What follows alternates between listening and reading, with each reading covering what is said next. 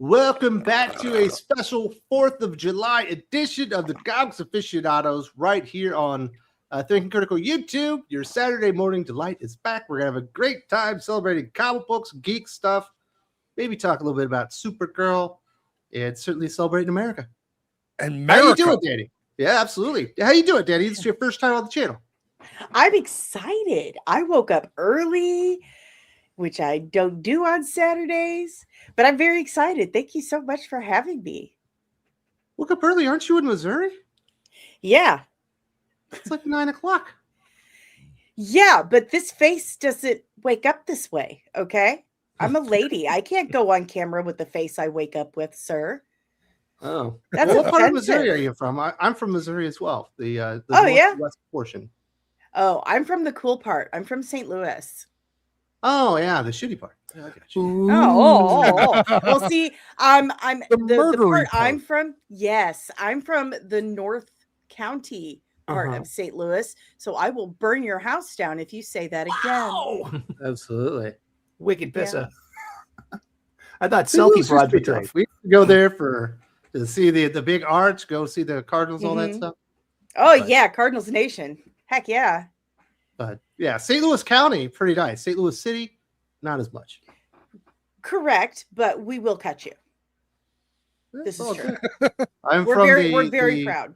Kansas City area of Missouri. Yeah, I've been there.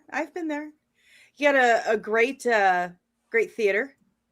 I've seen a few musical shows. Probably went up there Bands. for the mushroom hunting, as Wes likes to regale us with tales about. Oh, Morels. Oh, Do you call it mushroom hunting, Danny? yeah, Morels. Yeah, I love Thank looking you. for Morels. They're delicious. These guys took the piss out of me for 25 minutes one day because I talked about going mushroom What is? hunting. Listen, We- do you guys not in fairness, understand we- how much money those go for?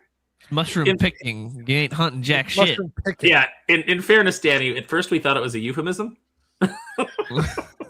Okay, fair enough. But I no, can see it's that. a real thing. And In Florida, then- we grew up blackberry hunting. Very elusive. Hard I game. have my own blackberry and raspberry, blueberry bushes and stuff, so I don't have to do that. But morels are very, very, very difficult to find. They're somewhere around elm trees in a very, moist environment, or maybe around water. They show up twice, like for 2 weeks a year. Yeah, 2 weeks But- a year, around April, March. So you have this very brief window and very specific places. And a lot of people, like really dumb people, don't realize that if you pick all of them, there won't be any the next year because they release spores and stuff. So yes, I like Well, morels. I like morel hunting.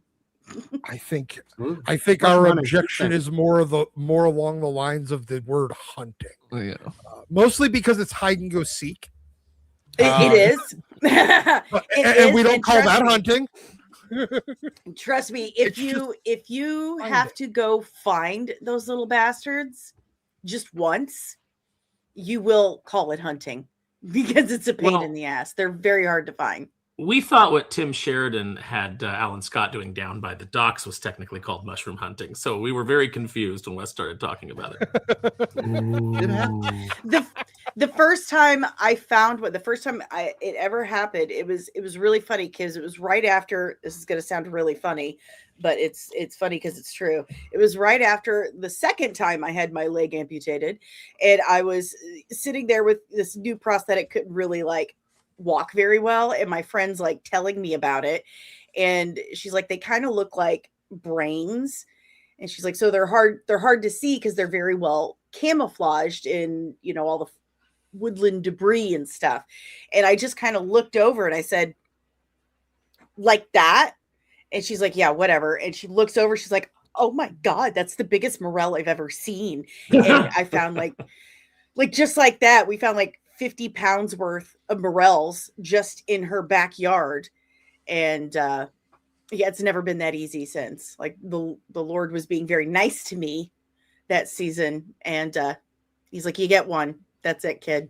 All right, Danny. So you have a project right now on Fund My Comic. What's going on there?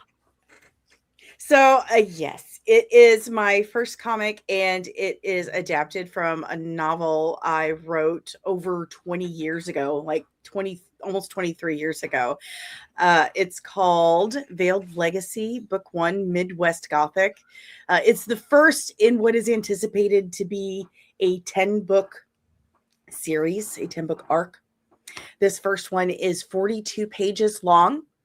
And it's about a rural Midwestern family's act of kindness turns into a supernatural home invasion, leaving Emma Hogan to survive the night alone while her brother Jimmy Hogan has to race against the clock to save his family from forces unknown before they are lost forever.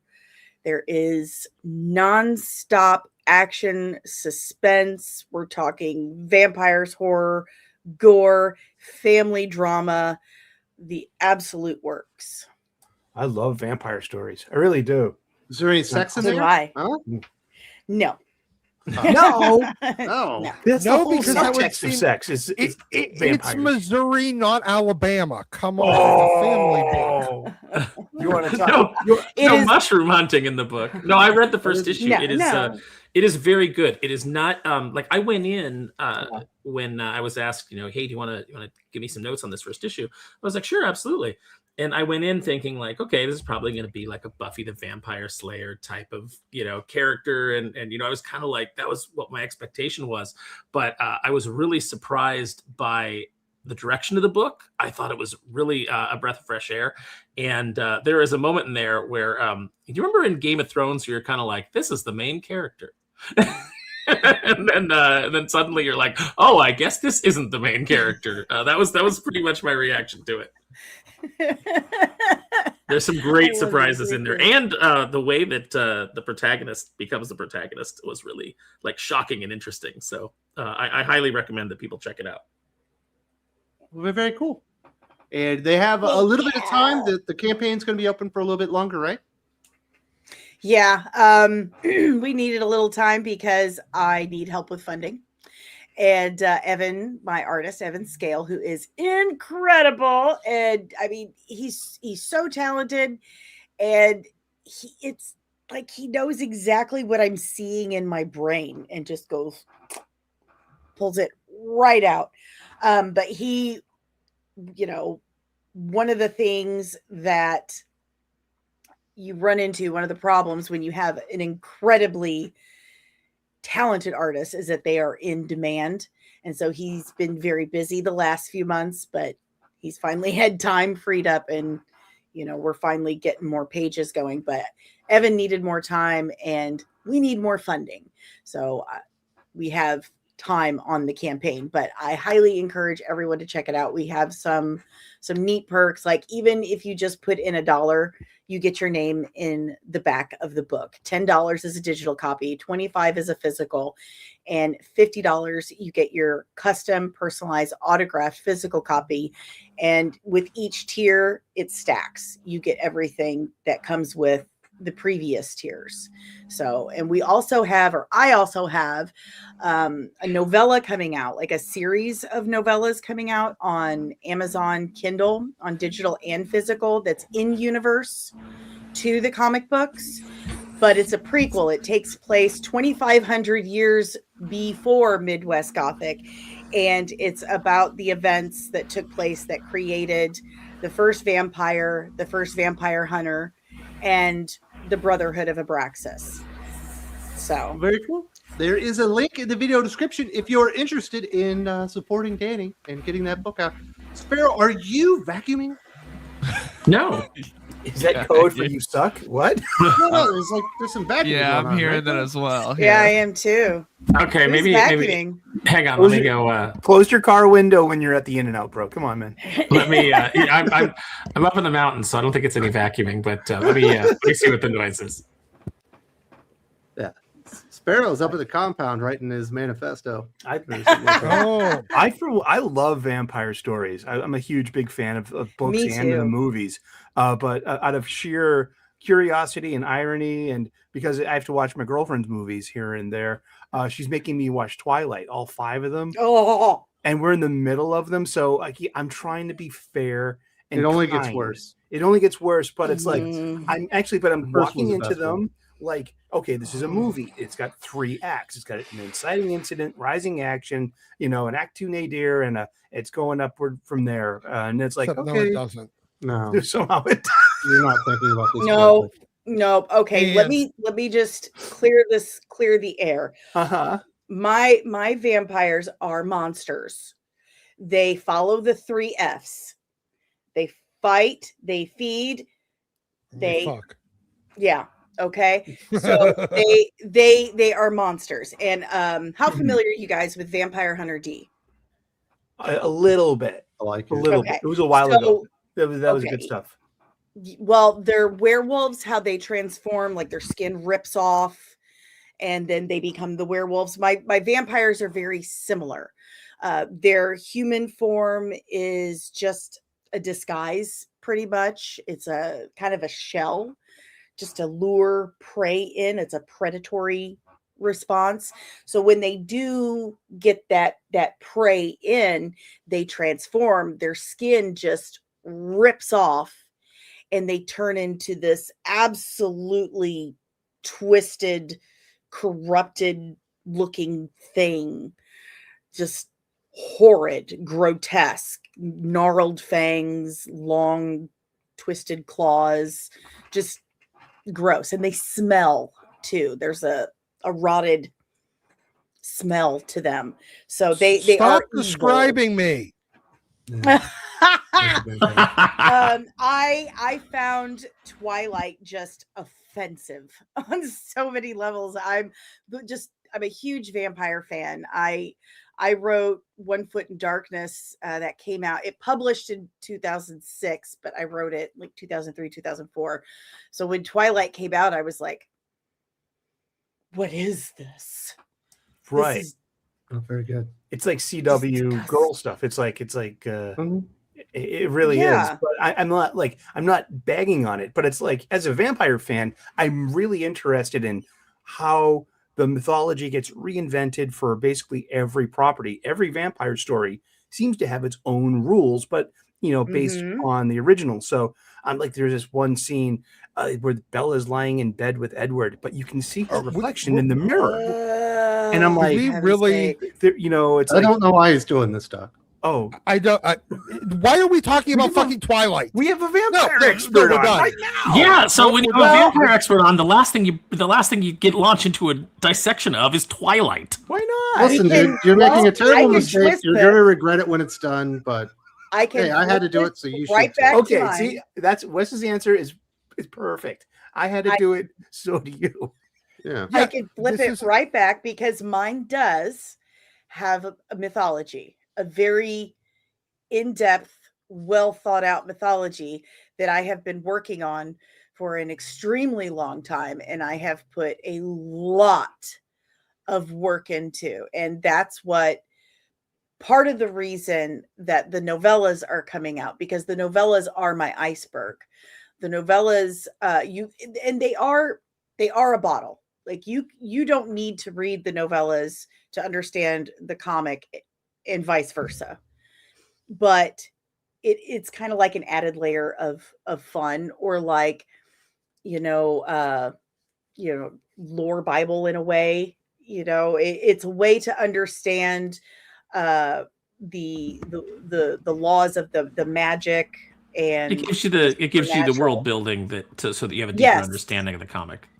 I got you. Yes, absolutely. Absolutely. It is my mythology that I have created. And I've based it like as a launch pad, Greek mythology. You know what you It should launches call off of that. it? For your, instead of calling it a lore Bible, call it your gore Bible. Oh, I love that. You're welcome. Oh, I love that. I'm going to do that. But the novellas are actually called The Last Dance of the Hesperides. Because that's an actual myth, the Hesperides. So it takes place in 450 BCE, Piraeus, Greece.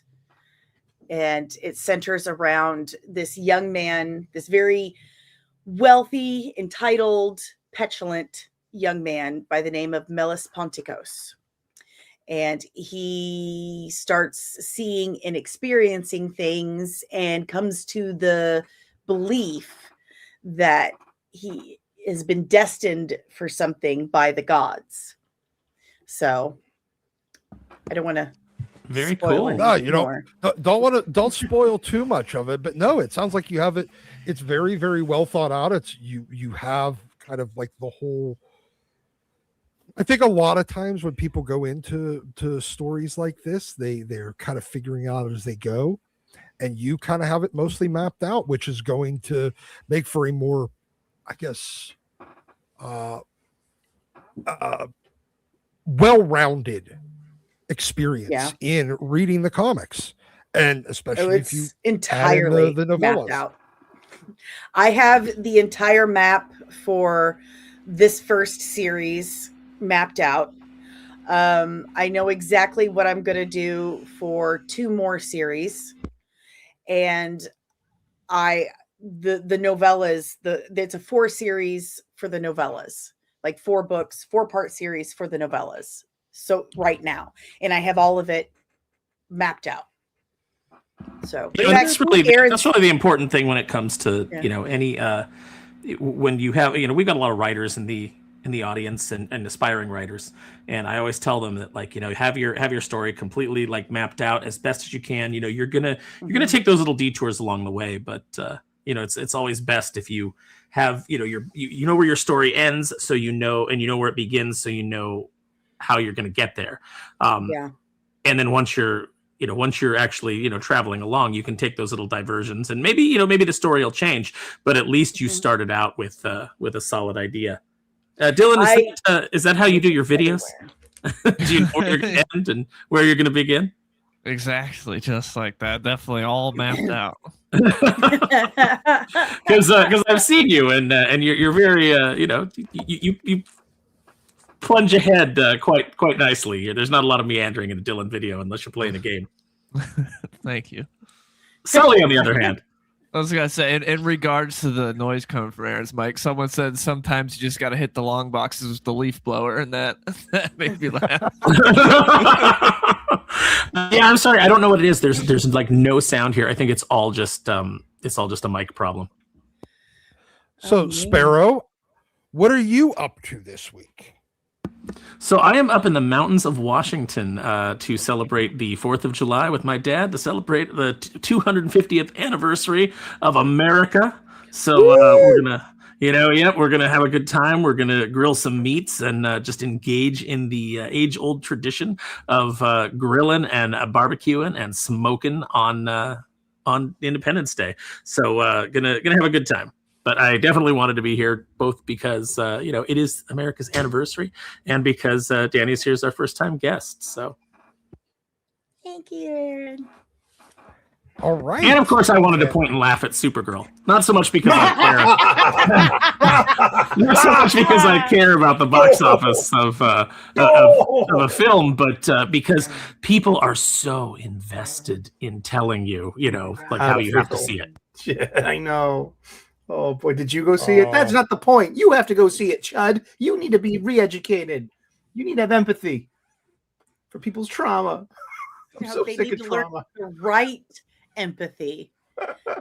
They're not making. Sully says all this, but if his girlfriend is like, "We're watching Supergirl," he's the first in line. Okay, Dylan. I'm glad. Dylan, you're a huge movie fan. Dylan has the movie pass. He goes every week. I love it. I'm kind of jealous. But okay. She demanded I take her to see Devil Wears Prada 2. That movie made gangbusters because that's a movie that women want to spend money on, to go see, and to spend time with. And with likable, relatable characters and that kind of women's journey thing, that it's just a movie, It didn't. You keep saying women. Whammon. What's the Whammon's journey? The Whammon's journey. Whammon. Come on. What is that? Tell me So what you're my saying journey that's is. like a specific thing. What is the women's journey? What's my journey? What is that? I don't Sully? know. I'll The do GR it. Here we go. You I saw just- the I'm movie. You ready. said it's I the just- movie where they go on the women's Let's go. journey. What women's is that? journey. I don't know. You go shopping a lot. I should You go talk shopping. about this. Oh, nice sandals you have. Oh, There's a The lot of women's that. journey. Compliment. You know, Well, music you got a sandals. point. They don't go shopping and have sandals and Supergirl, so I guess you got a point there. But again, I mean, this movie's not made for your Women's journey. conventional woman. I mean, what Sully is conven- basically doing the Seinfeld where he's like, yeah, women they like to go shopping for pink pretty bows, and then they come back to their apartment and they strip down to bra and panties for a tickle fight. yep. You know, Yeah, women. Sully, I'm starting to understand why you were single for so long. And Dylan, how are you enjoying this bicentennial and a half, or whatever the good. fuck it is? What is the term for 250 years? I can call it quarter millennia. Quarter millennia feels appropriate. I feel like that works. Yeah, that's nice. I like that. Quarter millennia. Yeah. Good. Everyone's been So what firing would- off fireworks for like the past week. Just constantly hearing Alright. that going off, and I feel like it's just gonna ramp up today. It's been cool. Well, I got to hear a lot of fire trucks and police yesterday. We were sitting there going, "Yep, somebody definitely set their neighbor's house on fire." That Probably could be a lighting off step on the fireworks. women's journey. Like you're You gotta Adding set that a, one you gotta to set the a house list. on fire. Those are things I am willing to do. I will put that on the list. Set house on fire Especially- as part of your journey. and wear sandals. That's apparently part of it. While wearing sandals, complimenting other women's sandals, Yes, and a going lot of that. shopping. And then talk shit about them as soon as they leave the table. Oh my God, can you imagine her? That's a journey. Look at Becca's shows. Oh my That's- God. Okay. Got it. So, I believe it's called welcome back, Wes. semi-quintennial. You Potty did break, good and then filibustering while you were gone. my 5-year-old said the TV was broke. Oh no. Was it? Ah. Did he just No, my wife turned it off because she wants him to go to bed. oh good. A smart kid. Yep. So I had to investigate and tell everything's okay. But Ask yeah, him we had to- an exciting 4th of July. Has everybody got big plans for the big 4th? I'm That's gonna what we were play just video talking games. about. Oh. Well, we had steak and fries. So we Nice. had a nice time. I mean And then I rib- watched I'm watching The Patriot. I haven't finished it quite yet. nice. So I made 3 Where are racks of you ribs. at, Wes? I am in the Philippines. Oh, okay, that explains it. Yes, it's almost 10:30 here. Oh wow. All right, Dylan, what's Yeah, the you- best 4th of July movie of all time, dude? It's The Patriot. That's my favorite.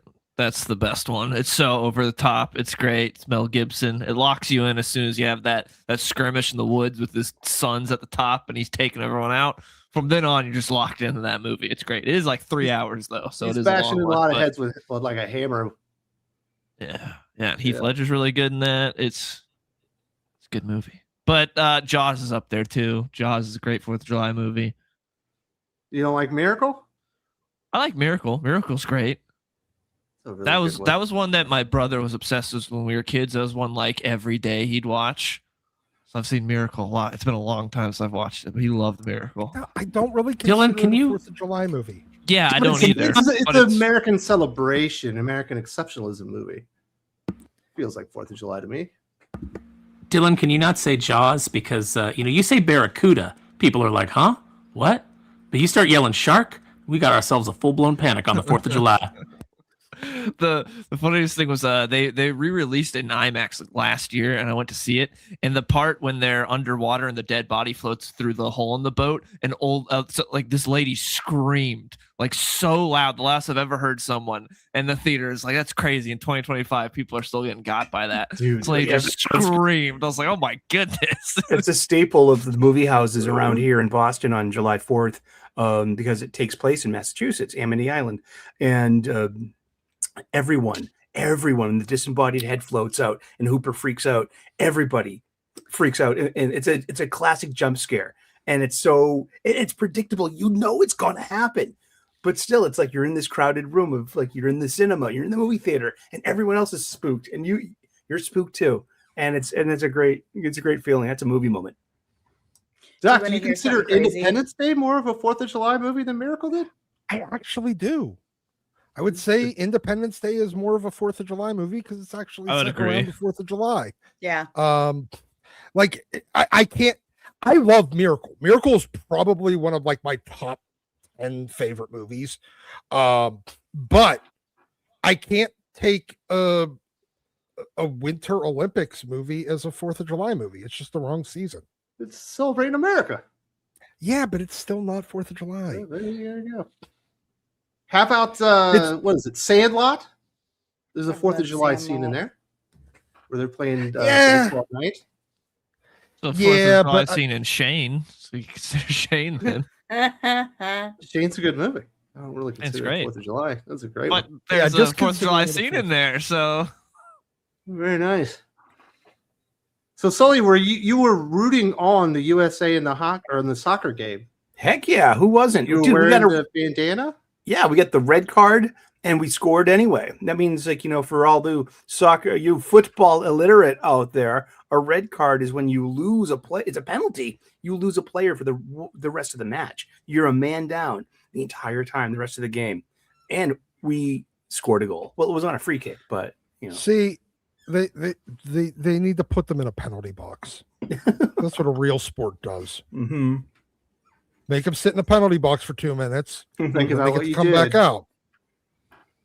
Yeah. But then they get to come back out. Now, I guess apparently, You and you apparently also are suspended for the next game too, Yes. automatically. Minimum, For yeah. one red card, or would it be for two? No, For for one. one? For one. Wow. Yeah. For one, it's That's it. And you can't appeal it if it's only the one game. Like I guess you can appeal it Yeah. if they try to do more than one game. I thought it was. I don't know anything about soccer, but I learned that this week. I learned that a coach can get a yellow card. I saw a coach get a yellow card, and that was funny. I was like, really? Oh, cool. I actually also consider Rocky IV a spectacular 4th of July movie. Even though it doesn't happen again, it doesn't happen at 4th of July, but it's so patriotic.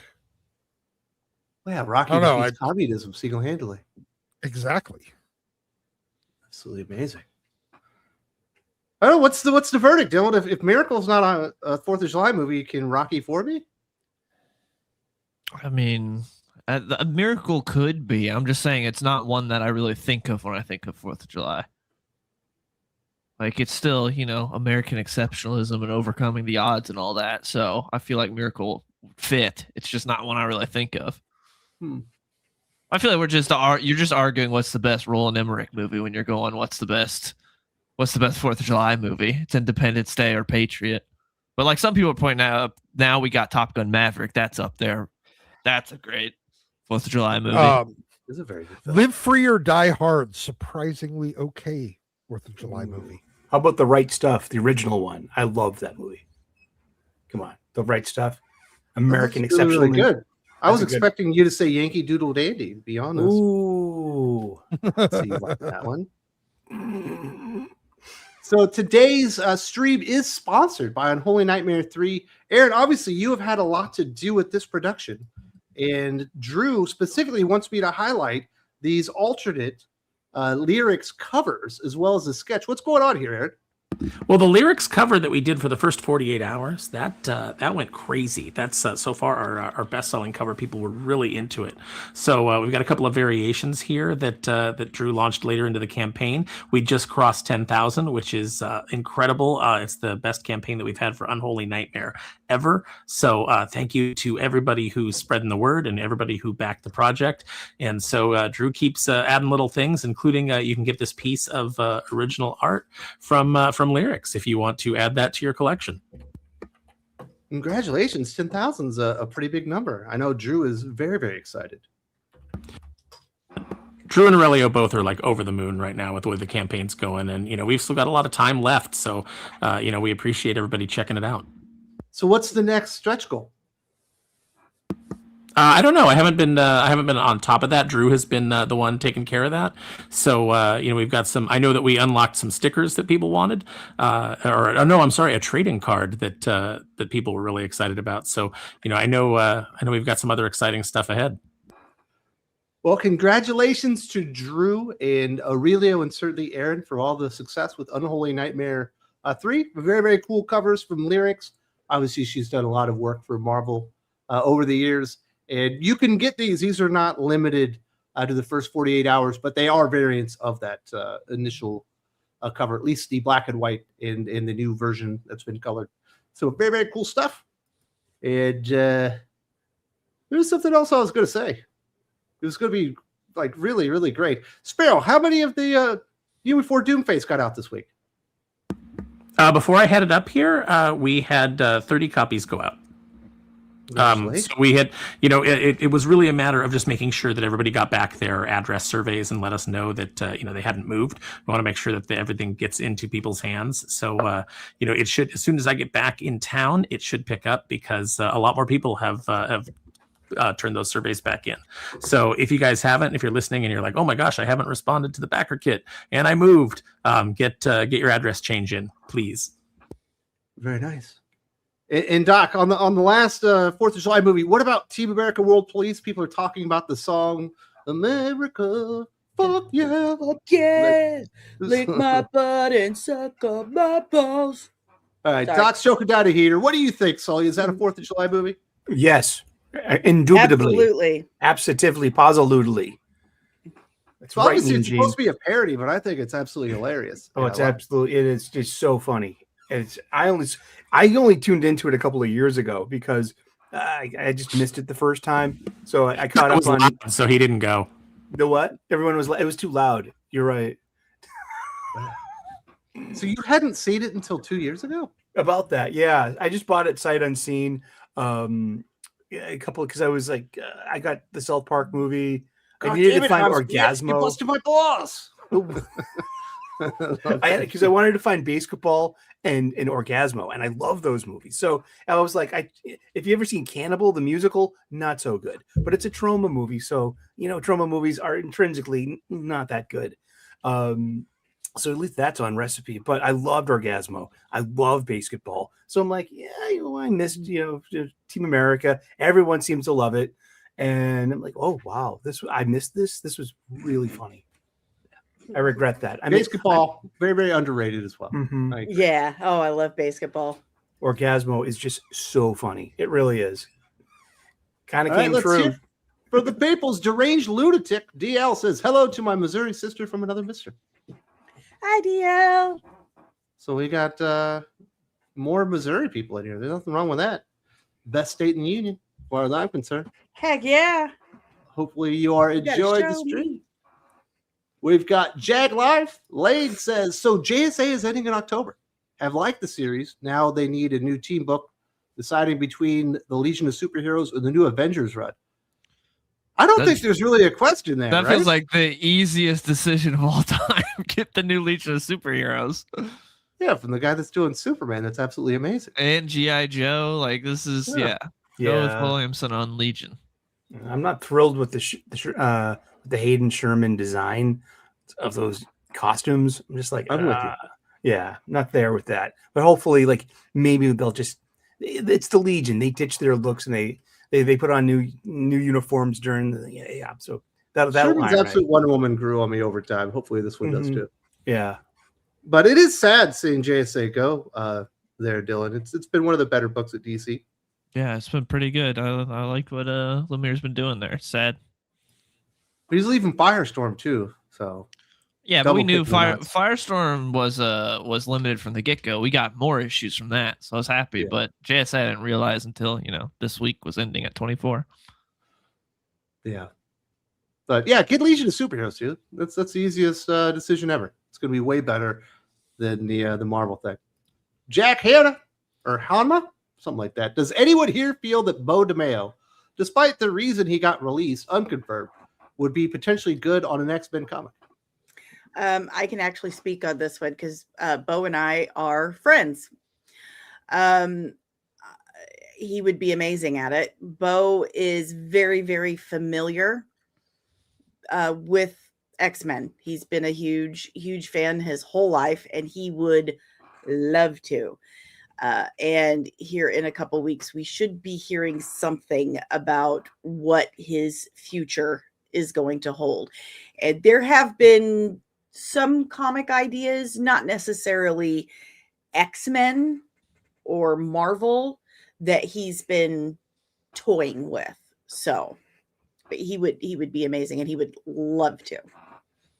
No, he seems like he gets the franchise, and obviously he knows how to write. People were very happy with season 1, so I imagine he would do a good job on a X-Men book. Dylan, they're calling you Eeyore. I don't know why. One person here actually likes things. That's why. Yeah, what's wrong, Eeyore? Why are you All always of that. the Sour Plus? Like the very monotone. I don't know why.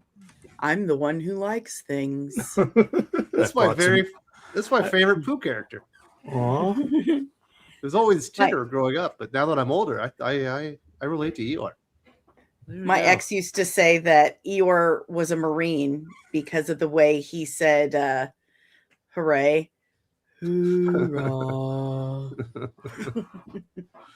Gallup says, I sometimes draw a vampire story about the queen of all vampires who's over 8,000 years old, and she adopts a human boy as her own son. Ooh, tell Does me she more. eat him? Or is she wanting to keep him human? Or is she going to turn him? Seems kind of weird. Or is that like a Say vampire more. veal pen or something? I don't know. Maybe all of the above. Man, is there a queen of vampires, Danny?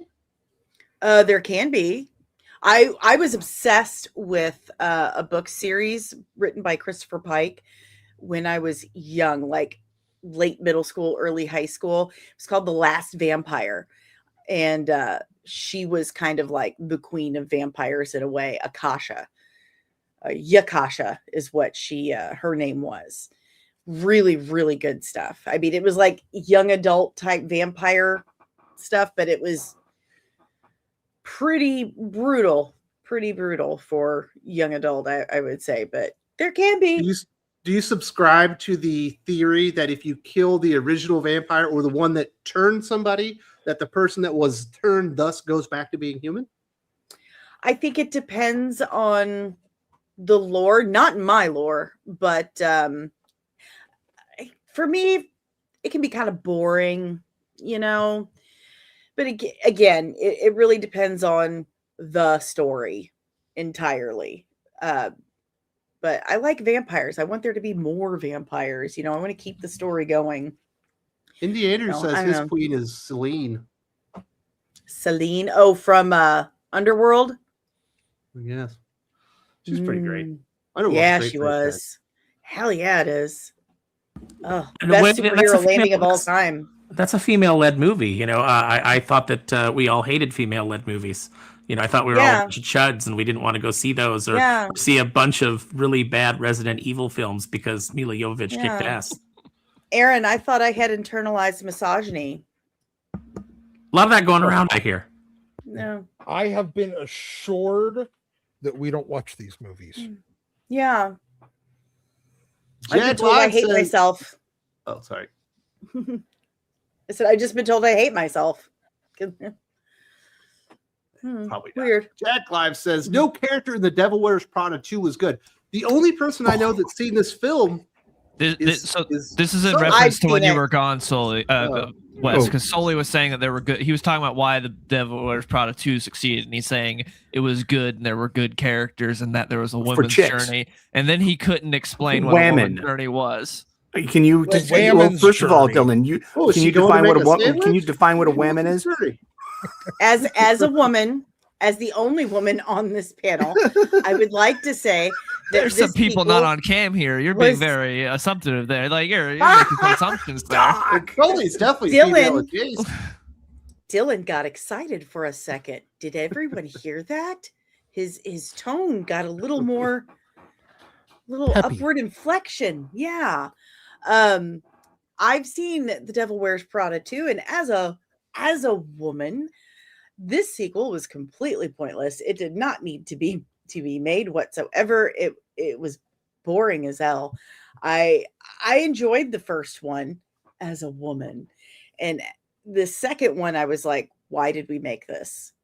It was entirely a cash grab, which, I mean, business, movies, sure, but could we at least try to make it not look like that's all that it was?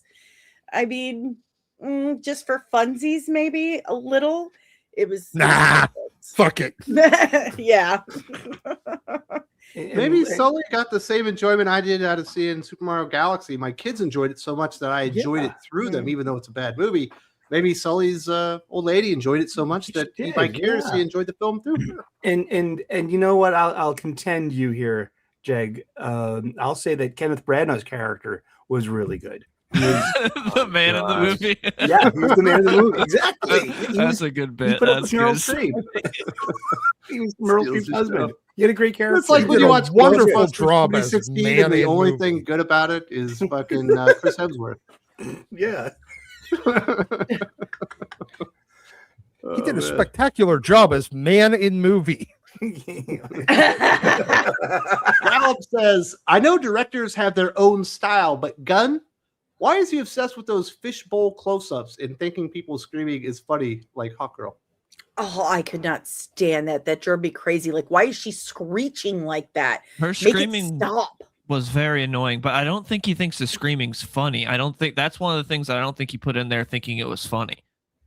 It's supposed to be cool. Yeah, I think it's supposed to be like a cool badass thing. I don't think it's supposed to be comedic. The more I see of James Gunn's work on the DCU, the more I think that he might have thought that she needs her sonic scream to fly like she's Banshee. Yeah. Yeah. The worst James Gunn no joke idea what he's ever doing. was the taser face joke.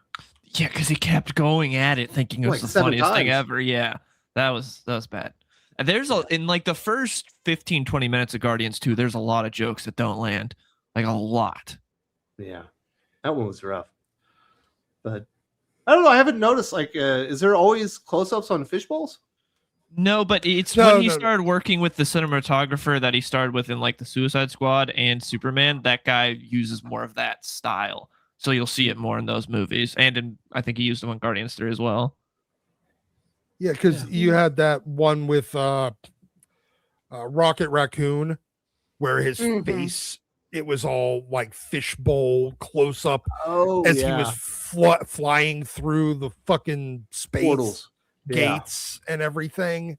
Yeah, and he's been doing that close up with that lens in like all of his movies since, and it's really off-putting. It worked fine that one time, but it didn't need to be done again. Like, I really liked Volume 3, but he does keep using that lens like over and over again. Like, oh, this worked really well. They must like that. Just keep doing it. Yeah, then you mentioned he did that on Superman's face, at least in the one trailer, right? Yeah.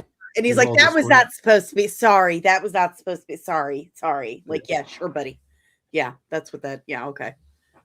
Fade Cheered says, "Hail Queen Danny! Your series will need to be produced for a limited TV series. Hashtag Save Stargate. Awesome series. Happy 4th of July. Happy 4th of July too. Hey, Fan Cheered. What's up, buddy? Save Stargate. Man, so you're already talking about producing this as a TV show? No. Oh. No, he Gonna just happen? wants it. Predictions. He just wants it. So you're a big fan of Stargate? Yes, always have been. I love Stargate. I like the film Ever a lot. Yes, I do too. That's where it started. I was I think it was in middle school. I don't know. I really, really loved it. I'm a sucker for mythology and good lore, and it had that in spades. So yeah, love it. I tried to watch the TV show. Wasn't for me. Which one? There's SG-1, there's Atlantis. Universe, right? Uh-huh. The one SG-1 with, wasn't. MacGyver. Yeah, it wasn't for me as a teenager, but when I became an adult, that's when I got into it. And I don't know what it was that that changed for me. Uh-huh. but it just did. I got into it more as an adult. So, I mean,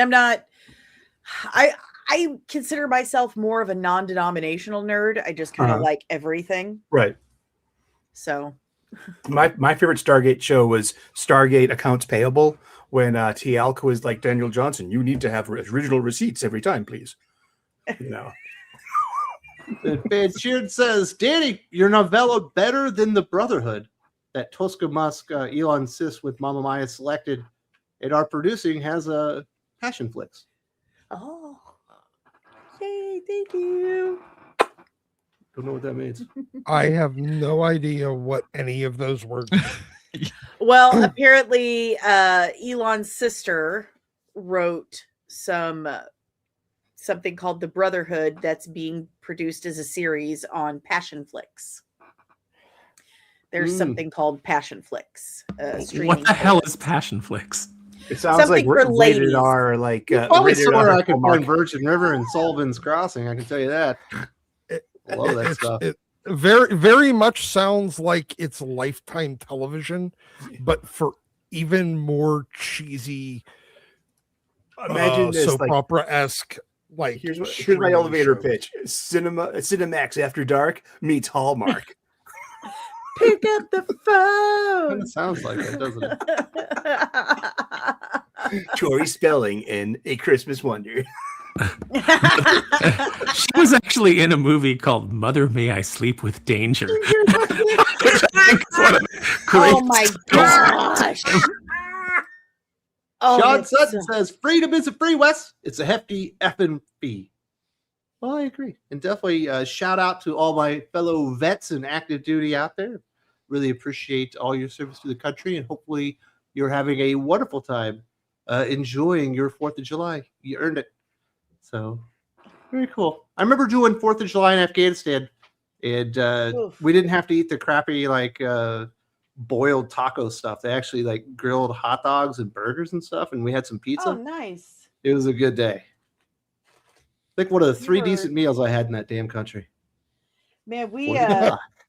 the best 4th of July experience or like show or whatever we had was when we were stationed out at Schofield Barracks. Man, Schofield put out like a heck of a freaking show. It was absolutely amazing. But those little Hawaiian women that were calling off all the states, you know, they'd come out with each flag. They couldn't say Missouri right, and it was really funny. But the fireworks were incredible. You see that? Missouri looks like a tough word to say. You're not from there. Missouri! It was really funny. But absolutely, thank you so much to everybody out there who served. Really appreciate it. HH the fam over at Sigma Comics. Shout out to the Thinking Critical team from South Florida.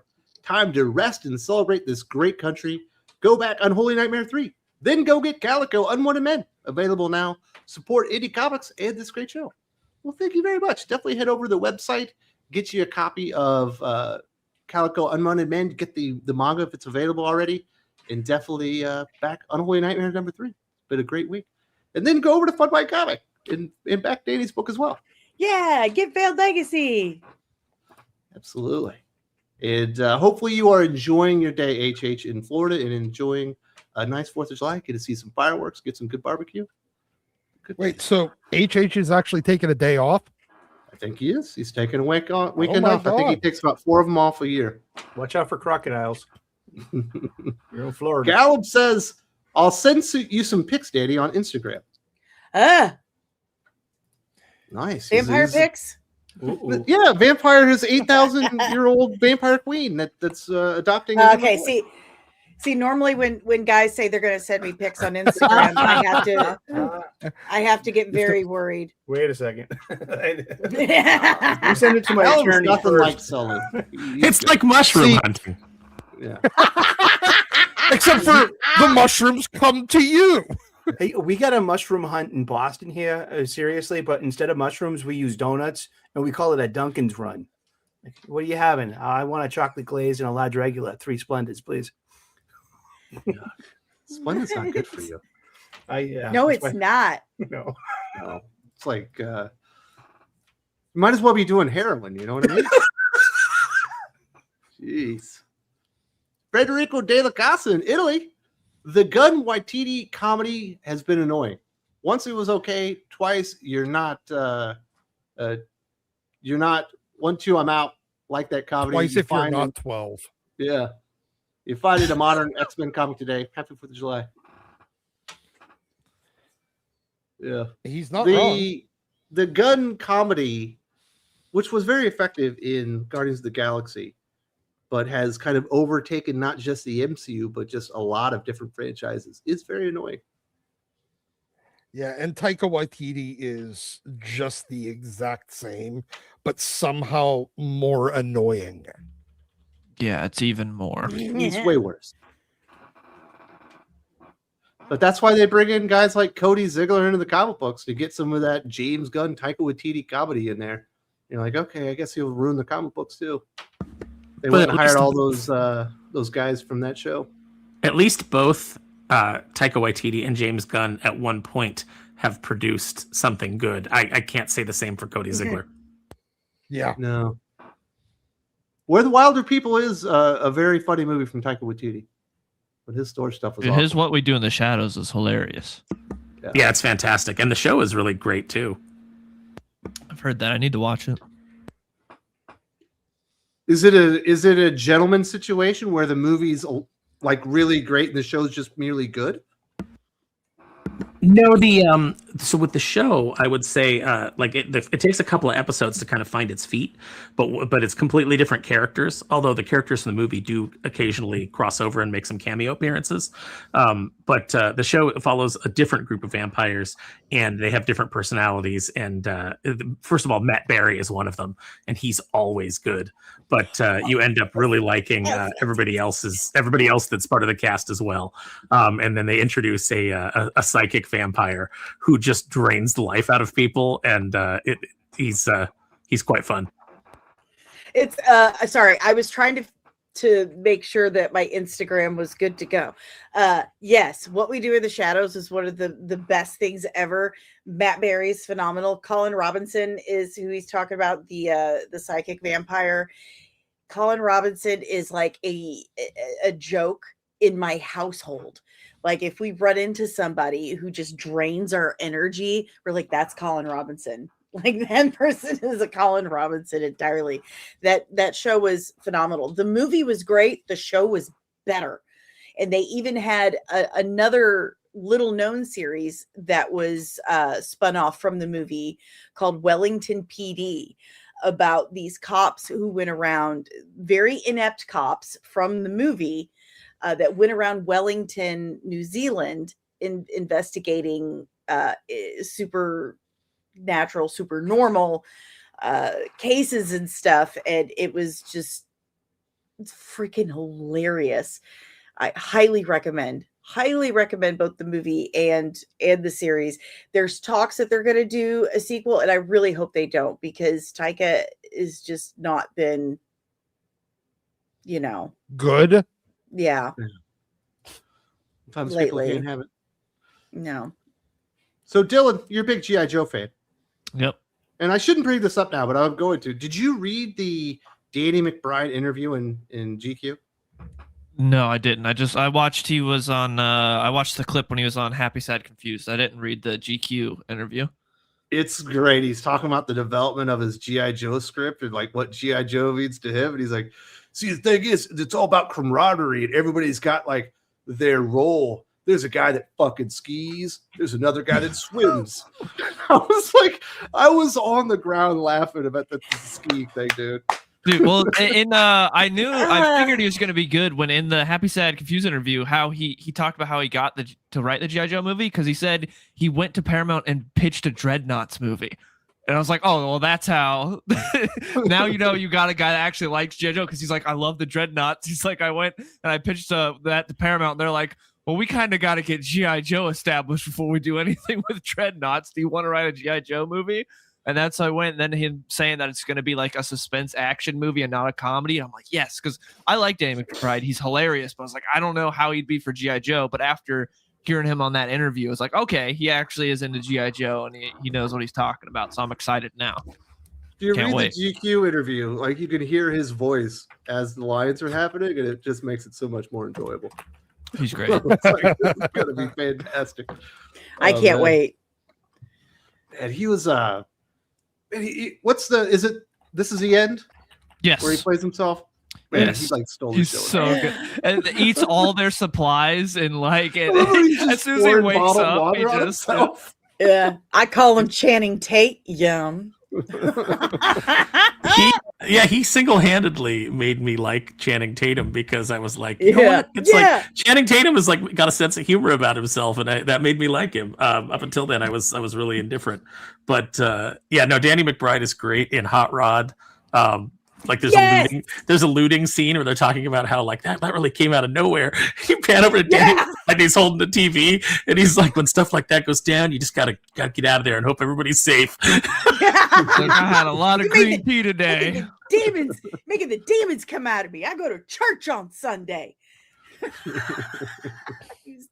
I'm starting to have some hopes for a G.I. Joe film. Yeah. I am.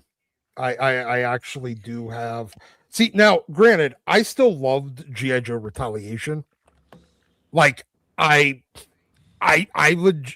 Other than Because the in your fact head they killed canon, Duke. it's in the Fast and Furious universe. Well, yes. Again, my headcanon says that Dominic Toretto becomes Triple X and the Rock's character becomes Roadblock, but Hobbs becomes Roadblock. Yes, I understand that, but no, I legitimately like that fucking movie. I hate the fact that they killed Duke in like the first 10 minutes of the movie because his chemistry with the Rock was fucking great.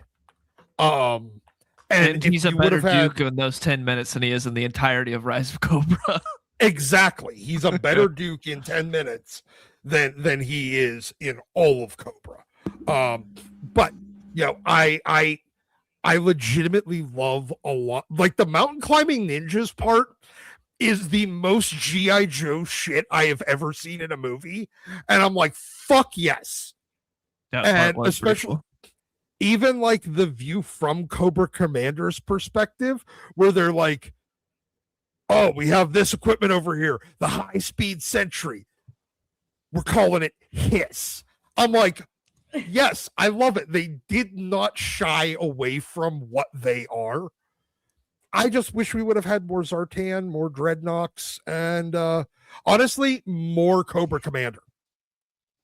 I could have used more of Ray Stevenson's Firefly too. I mean, I didn't like that he kept taking his mask off, but I thought he did a really good job. It wasn't, like the comics portrayal of Firefly and the cartoon portrayal of Firefly is virtually non-existent, but it was a good portrayal. Ray Stevenson was a man. By the way, Aaron, sorry. I'm so sorry.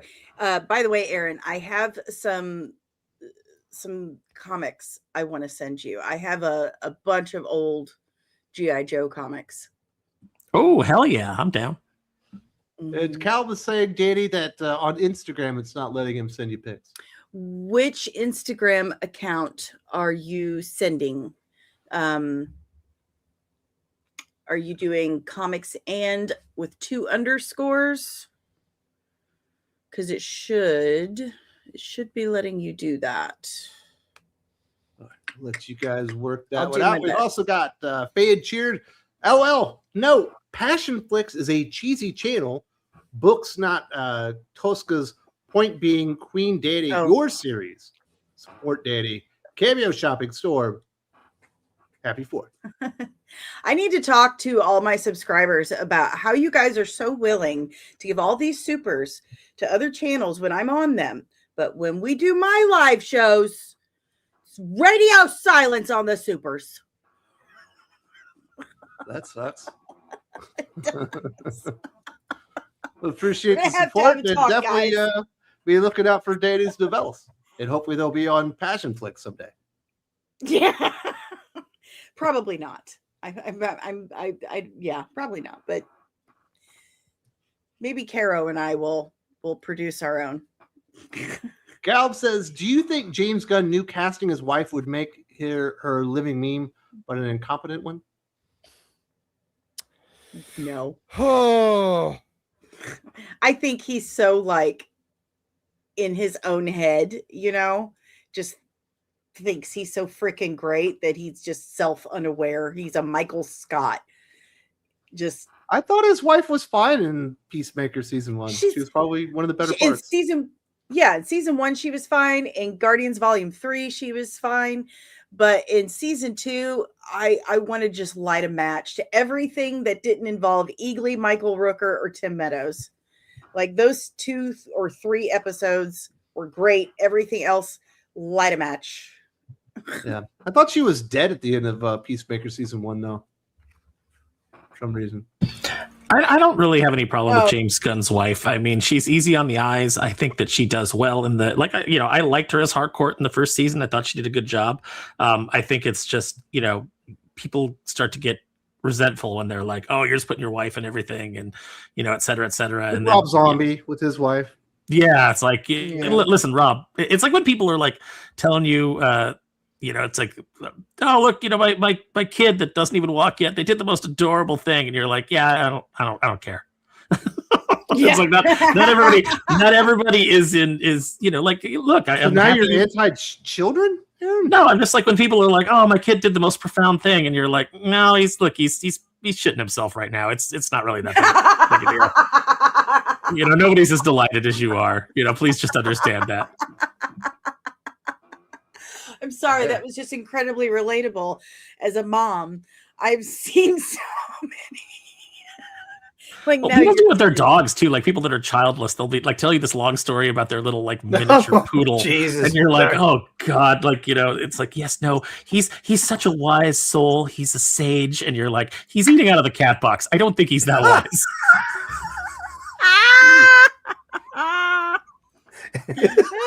Arrows on the go get your little Kierkegaard. He's lifting his leg on my couch. AKA Caffeinated Wolf. Happy Independence Day to all Buy American comic book fans. Go pre-order Arcstream Fall Start #1 on the Rippaverse. I guess you can back Danny's book too. Oh, well, thank you, Nandrew. Love your face. So he had some not nice things to say about you. I thought he was leaving because you were here. Is there like a beef? No, he's just like my little brother. Oh, it's all in love. Yeah, Caro bullies him, so then he bullies me.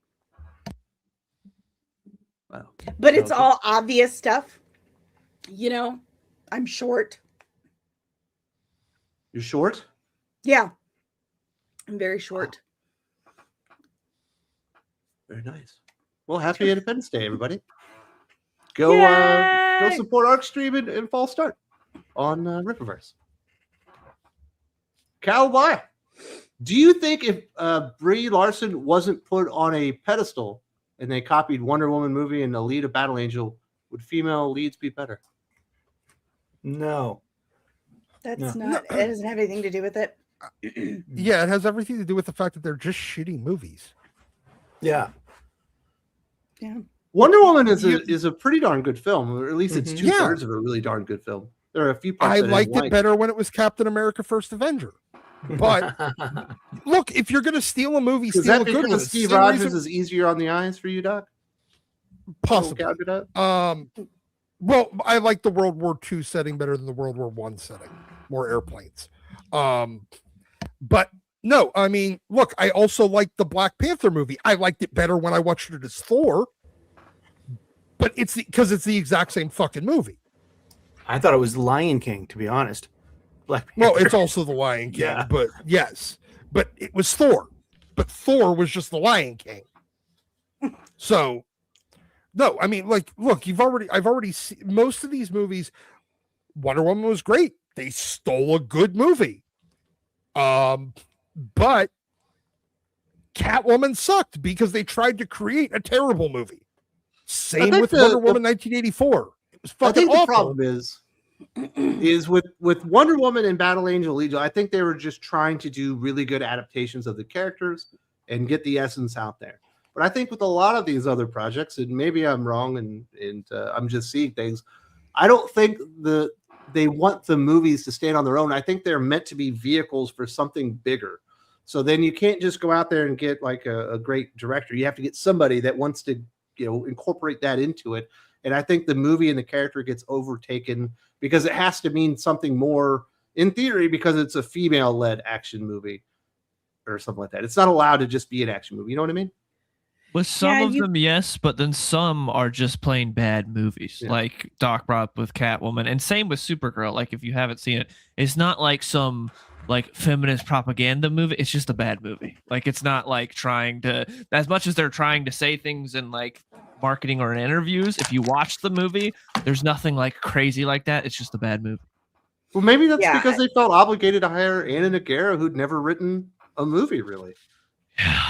Don't worry, she'll get better with her Wonder Woman and Teen Titans. Oh, we're definitely going to get to those. Those are definitely happening. No. The thing with Anna Nagara is there's a lot of talk out there that she was involved with the Sasha Calle Supergirl script from the previous regime.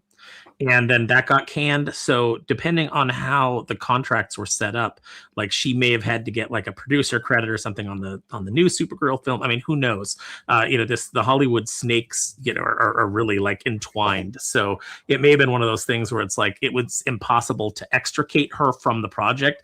But still, maybe you don't let her write the entire script and then even get the central themes of Tom King's terrible source material wrong. I will say this about Superman Woman of Tomorrow in comic form. Tom King's original pitch that it was Lobo in the Rooster Cogburn role and Supergirl in the Maddie role is way better than what we ended up with. Makes a lot more sense. And I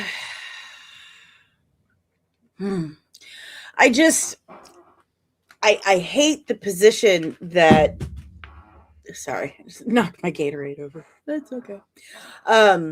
I hate the position that women nerds have been put in with this whole situation, because we're either seen as part of the problem or part of the problem. Just which one, it's like they want people to work on these films who are inexperienced and easily pliable or easily manipulated. He wanted Ana Nogueira because she had never written a movie script before. He was like, yeah, let's keep her. Because then I'll be able to just say, you know what? You should do this. Or no. You need to do this. So he could end up molding it the way he wanted to. Yeah, probably the same with Christina Hodson being, still being part of the writer's room despite writing a terrible Birds of Prey. And this is the end result of DEI and feminism leaking into all of your projects. It's like when you have a mandated certain number of people from any walk of life that have to be in the writer's room because you've decided on these arbitrary quotas, you're not going to get the best people. It's the same thing, everywhere that you try to do this in important fields. Airline pilots. Oh, we need a certain percentage of, these demographics as airline pilots. No, how about the people that get the airline pilot jobs are the people that are the most competent airline pilots, and I don't care what demographic they're from. Just, I care about their skills, and that's the same way that I think about, creative endeavors, is that it is the most important thing is, can you do the job? Can you do it well? And can you make us money? Yeah. What you look like has nothing to do with me. What you can do and how well you can do it, that's what I care about.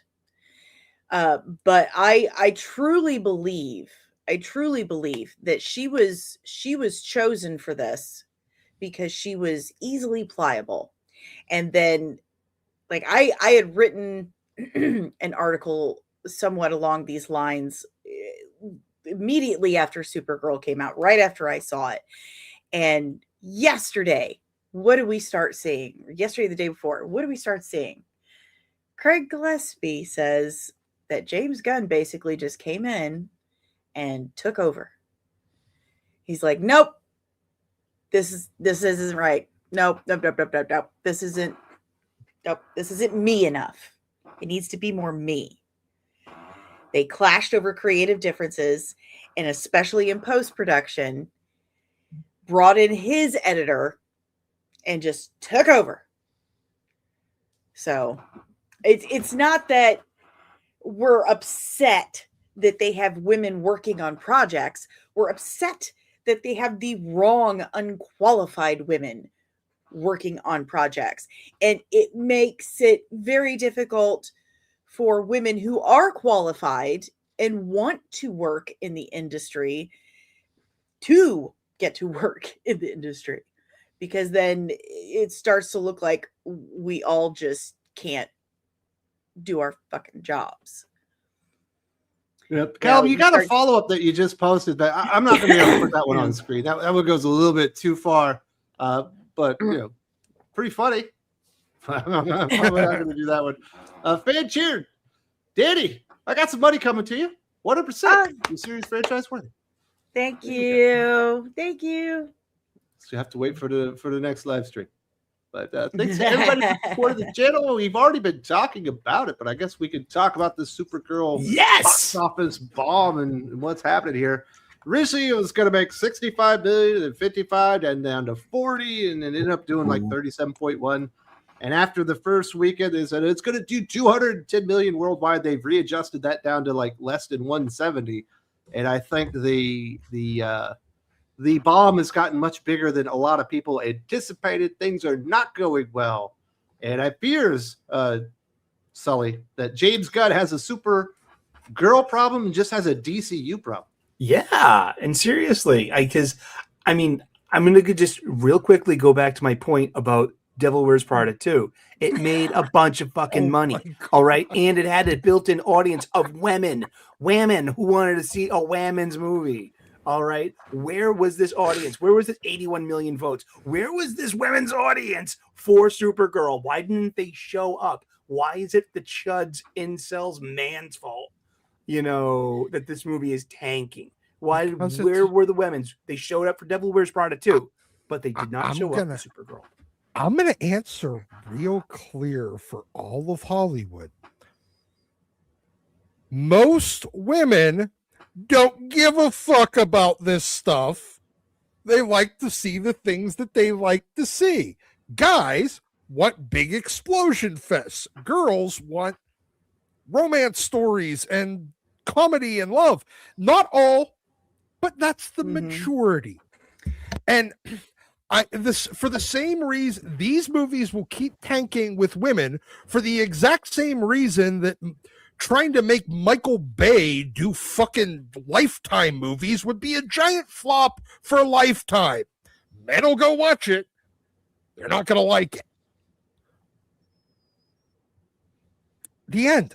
They suck.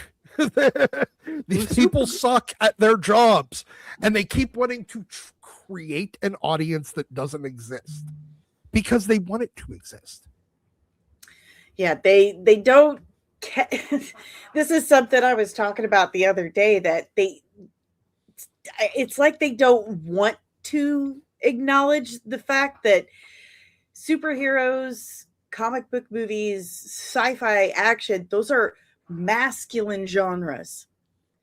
Historically speaking, the fan base has been like 90% male. Those are men-dominated genres. There are some women who like them. Hi. Like, I'm one of them.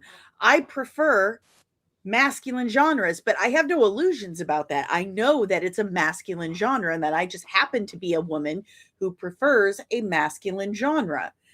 But in order to continue for it to be a masculine genre and continue to be something that I enjoy, it has to stay a masculine genre. It has to stay the way it is.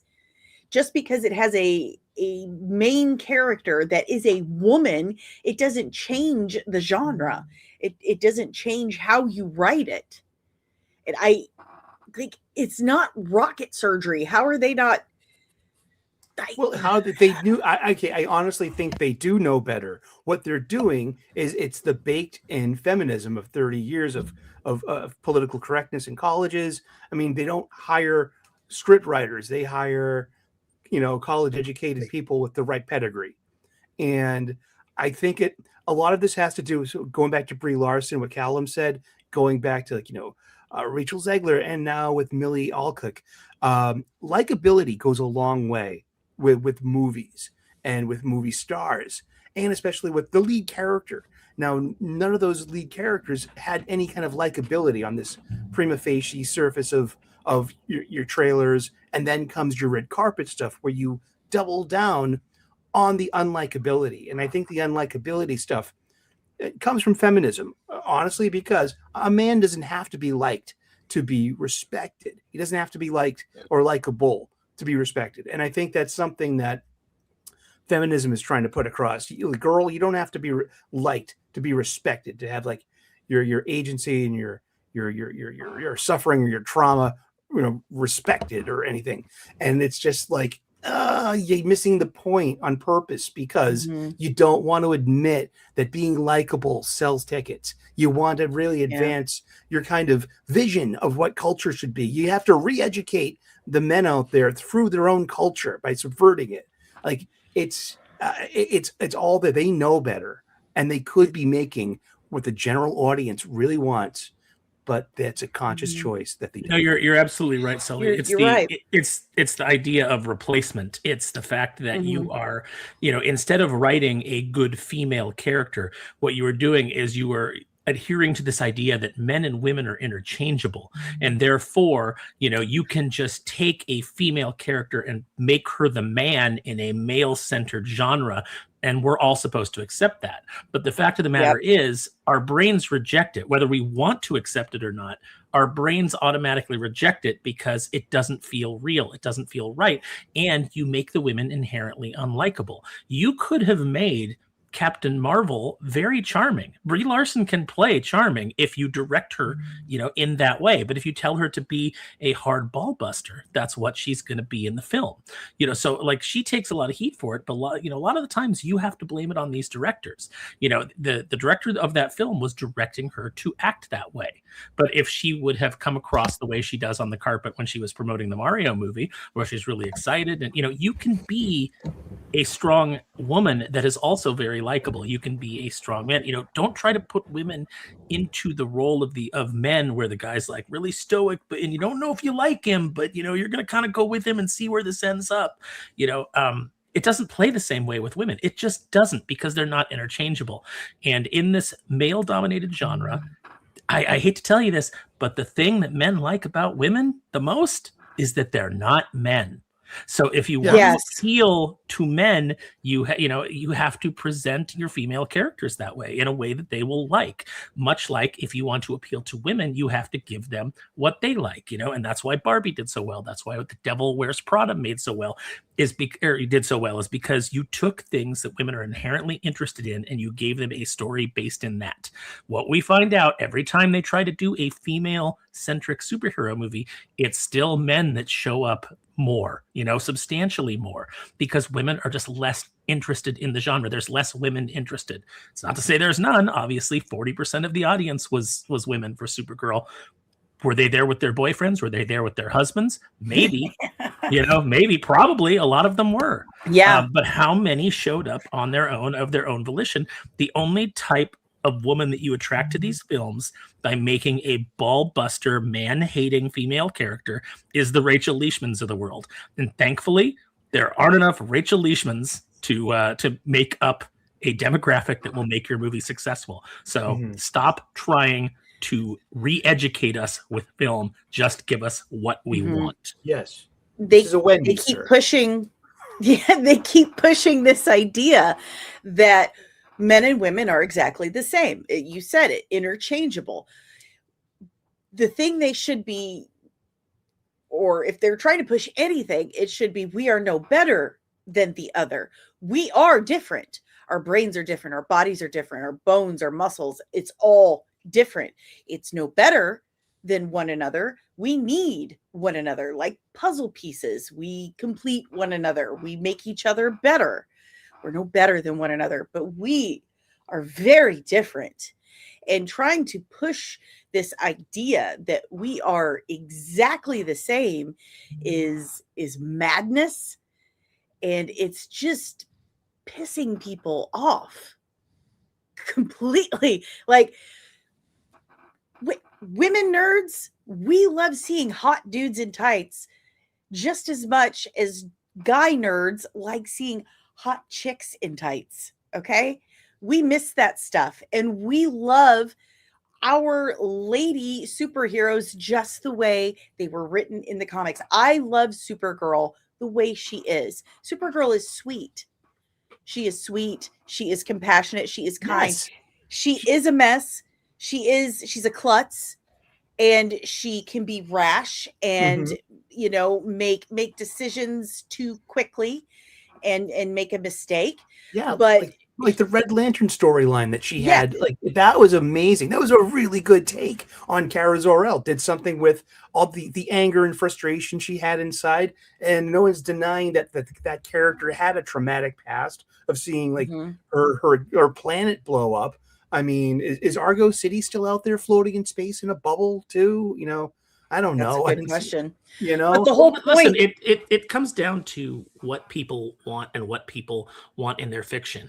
And what people want is they want the April O'Neil that we got in the original Ninjas. They don't want a short 300-pound, April O'Neil of color. That's just not appealing to people. They want things that are aesthetically pleasing. So what you have to do, like, imagine if instead of giving you these things, the way that they want to give them to you, imagine if they actually, imagine if we did that with women's properties, like all those Hallmark movies that they love watching, about romance. What if we were like, the only lead you can have is Paul who? Paul the alien from the Seth Rogen movie. Oh. That would be rough. I don't know, Dylan. I really liked Wonder Woman, but it felt like they were celebrating her femininity in that one, where she was just like. None of this has anything to do with why Supergirl failed. Supergirl failed because they chose a character. Their second movie in is Supergirl, a character with no emotion that no one cares about. They chose a weekend that is smashed in between two of the biggest movies of the year, Toy Story 5 and Minions. So even if this movie was actually really good and great, it still would have made no money. It was a poor decision. They shouldn't have done it this early on. It makes no sense. And on top of all that, it is a bad movie. So there's nothing like overly complex about this. It's very simple why this movie failed. I don't feel like you're giving enough credence to the underlying, societal implications of the failure of Supergirl, Dylan. I don't think it's that complex. It's very easy to tell. It's not all this. It's like, it's like if you served steak, the boys would have showed up. Maybe it was a really terrible weekend. Yeah, because they chose the worst time to release it, and it's a character no one cares about. Well, I mean, they'd already done a Supergirl movie. Following up on Superman, back in the 80s, and it bombed too. Yeah. I think Project Hail Mary showed us that like a strong movie is a strong movie, and it'll support itself in the box office. That came out during the time of the year where there's no other movies coming out. True, but like it had a second weekend that was big. Yes, but again, it came out when there were no movies coming out. Obviously, if it was a good movie, it'd done a smidge better, but it still wouldn't have done much. I'm convinced of that it wouldn't have done much better. Right. Like, plus, Project Hail Mary had a kick-ass trailer during the Super Bowl, and I saw it, and I immediately grabbed my wife. I was like, I want to see this. And a likable lead, and a likable hero, a likable protagonist. There was a lot of likability going on, either whether it was Ryland or if it was like Gosling himself. That's a likable, bankable movie star, and I think that had a long way to do with it too. I don't know if there is a bankable movie star, because he did Fall Guy, which is a pretty decent action flick, and it didn't do very well. Again, that got killed by Angry Birds, because animated kids movie that everyone went to see, and no one went to see Nice Guys. Man, did you like Angry Birds? No. The first one was far better than it had any right to be. That's the only one I've seen. I saw the first one; it was fine. It was weird hearing Danny McBride try to do a different voice. That's what threw me off. Like, listen to him try to do some weird. I was like, well, that is not used to that. Then I tried to watch the sequel, and it was just terrible. Like, okay, this kind of wore out its welcome. Kind of like Deadpool when you get to Deadpool 2. Might not be the one. So I guess the question, Sully, is where does Gunn go from here? Is this like the official end? Do we expect anything after Superman Man of Tomorrow? Are we going to get this Mr. Terrific thing that we're talking about, this Gorilla Grodd and Jimmy Olsen nonsense, this Brave and the Bold Batman movie? Yeah, we're ever going to get that Batman and Robin movie? That's in production hell, isn't it? What about who cares about Batman 2 with sparkly vampire there? I mean, I don't care. I mean, seriously, I still haven't seen any of this Gunn flavored DCU stuff. I haven't seen Creature Commandos.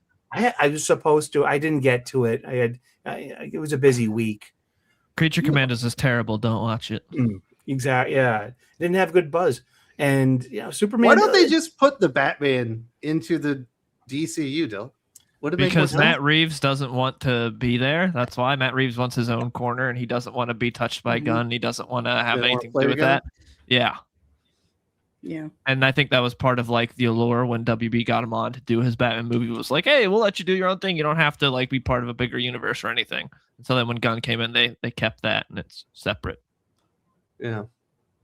Definitely a mess right now. We'll see what happens. I don't think Clayface is going to be able to pull them out of their funk. No. Probably not. Yeah. No, there's going to be no Batman in it. Yeah. What's the point? I mean, Spider-Man. I think it's a great idea to do a different Batman villain. I mean, we've done the same ones over and over and over again, and Clayface is an interesting choice. I've been saying that for a while, but we don't have Batman showing up at all. So why would the general audience care about this film? What is there to make the general audience care to get to know this character as a Batman character?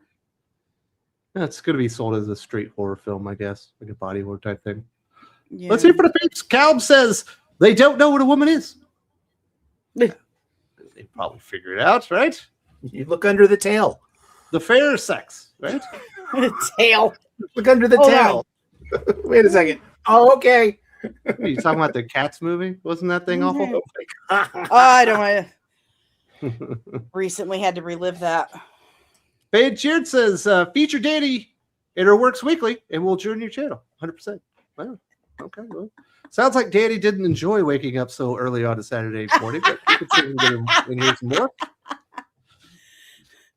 That's funny. The Waffle House wasn't open yet or something? You couldn't, get them takeout? Waffle House is always open in Missouri. Are you crazy? Yeah. Some chicken fried steak and gravy? Woo! Yeah. We have Huddle House here. Oh. Mr. DC Comic says Batman Nightfall animated movie looks good. I say it doesn't look good, Dylan. It looks freaking amazing. It looks really awesome. good. That trailer got me hyped. What's really funny is Graham Nolan thinks it looks good, but Chuck Dixon does not. I'm on the Graham Nolan side of things. I'm Team Graham on this, but I thought it looked great. Chuck Dixon's really great, violent. but he's really jaded on like everything. Anything new that releases, he's very like, this looks terrible. He's been not. He's been burned a lot. But I thought that trailer was great, and I'm really definitely excited for that one.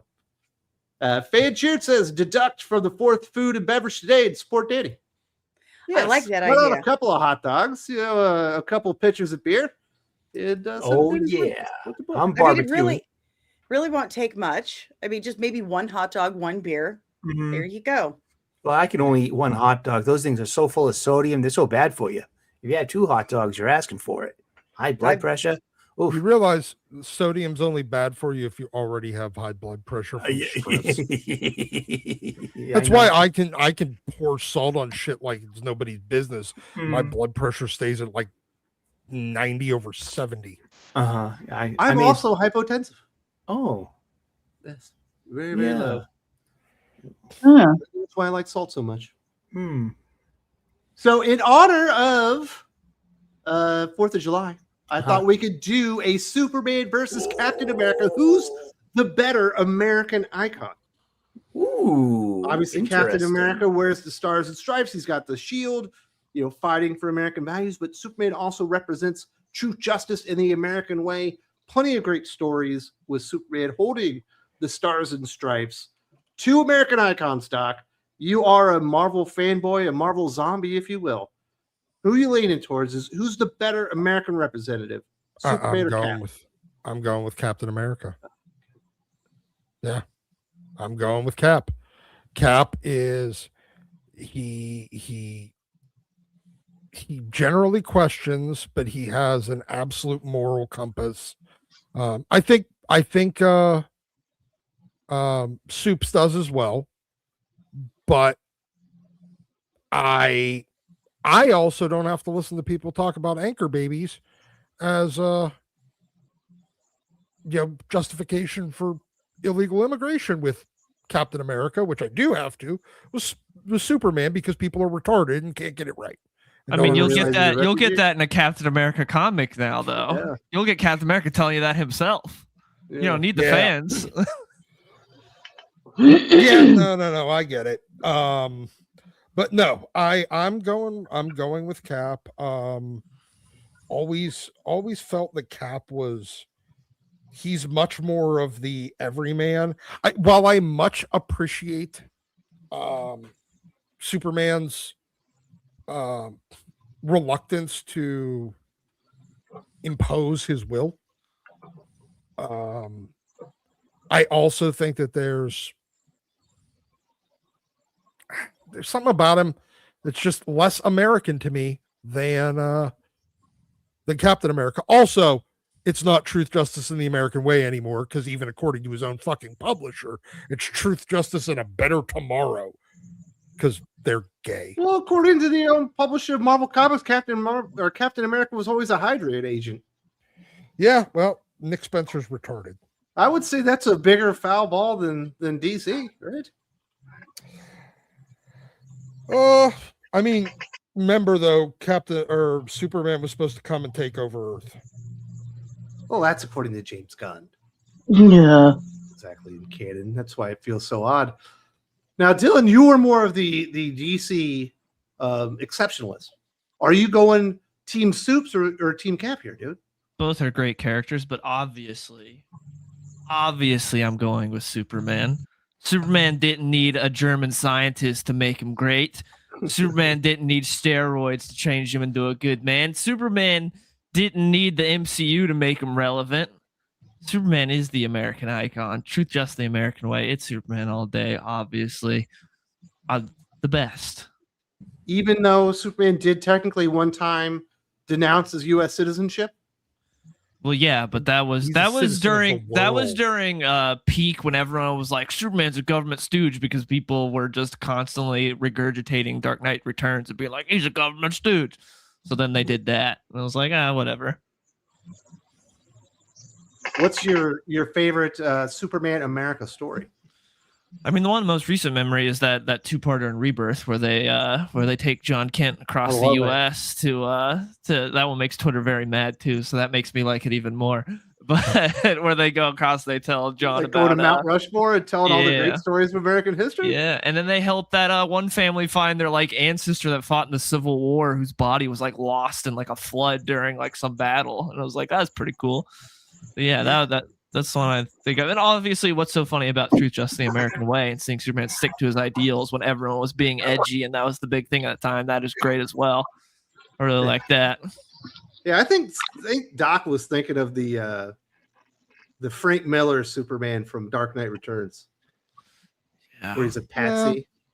No, I'm definitely not thinking of him as a.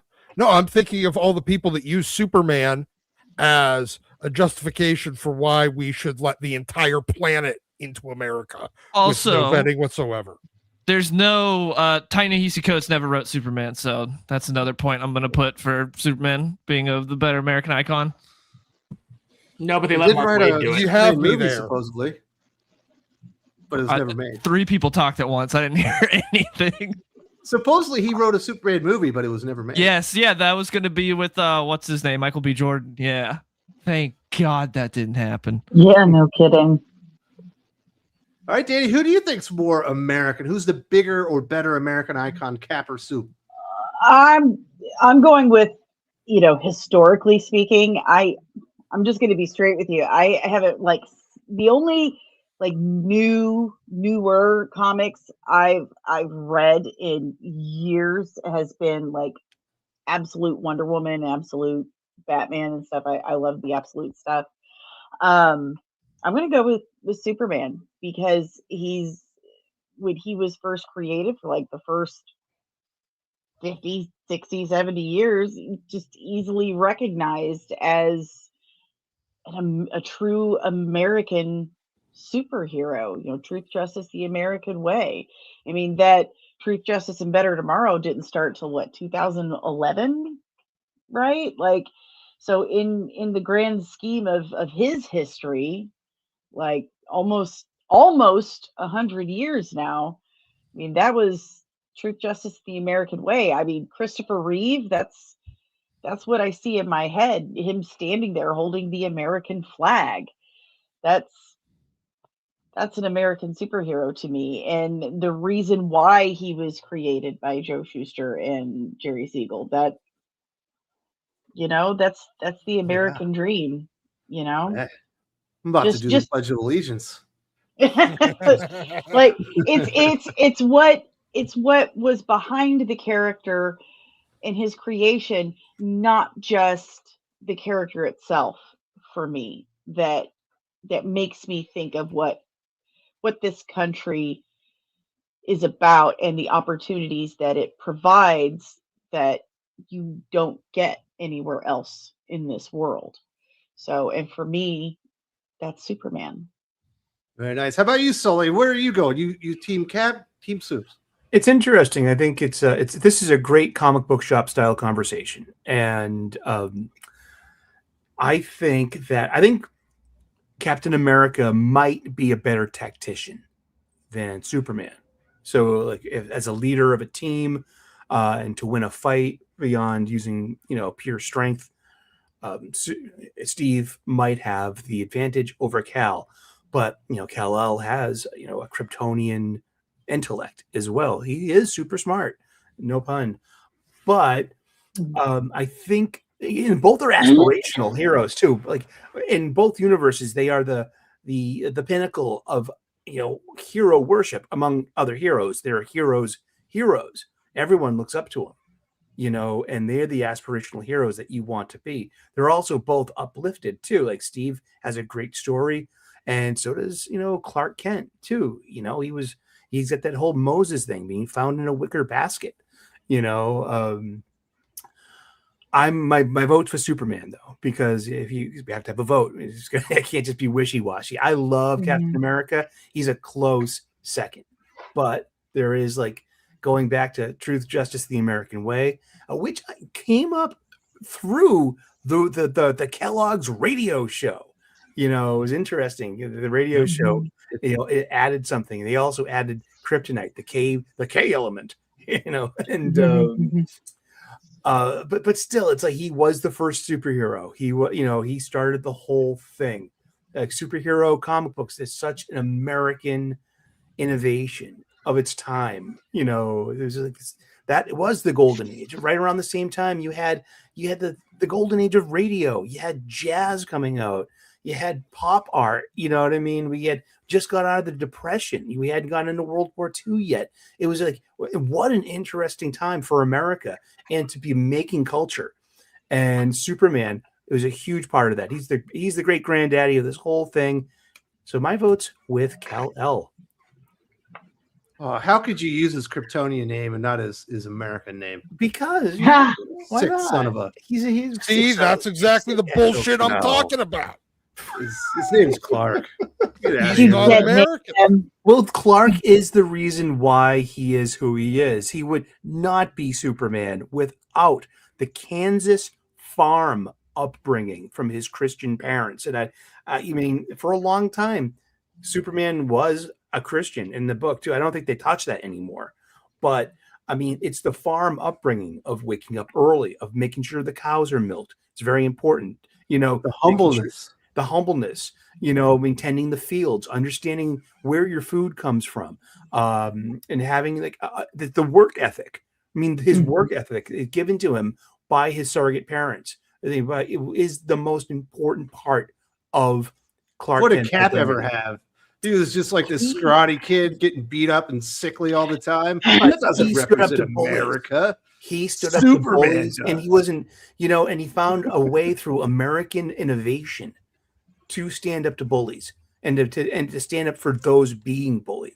To beyond the stupid Marxist thing of oppressor oppressed. No, it's a bit more basic and a bit more heroic and a bit more aspirational what Steve Rogers went through. And I think that the first Avenger movie, I think it's a great origin story for him to reformat AL's that, siding with the enemy here. Says Captain America is the embodiment of American ideals. How could you, AL? Oh my goodness. Because she's right. AL, former friend of the channel. Oh my goodness, Wes. Take that back. I'm teasing. AL just got back from her trip to or from Korea, so I think she's pretty jet lagged right now. She's probably said that on accident. No, I don't think that was said on accident at all. I think AL is right. She just saw Johnny Somali Aaron, in prison. You're going to join the bad guys here. How is it joining the bad guys to be on the side of Captain America? I think we're splitting hairs here. I think Superman is a you have to give credit to Superman because without Superman, there is no Captain America. Superman essentially launched the American comic book industry. That the superhero genre really got that off the ground. So every character is somewhat derivative of Superman, and you have to. You have to give credit where it's due to Siegel and Schuster for creating such an iconic character, and then all the creators that came on afterwards and made him such an icon. Captain America, the character of Steve Rogers, also created by two Jewish men, as so many of these great comic characters were. I will say this about Captain America. Whether or not he received the super soldier serum, I believe Steve Rogers would have been a hero because that was already inherent in his heart. So he would have found some other way to serve, not on the battlefield, but he would have found some other way. And he still would have been a net positive to the world. So I think both characters are great American icons. I think that there's things that you can pull from both of them.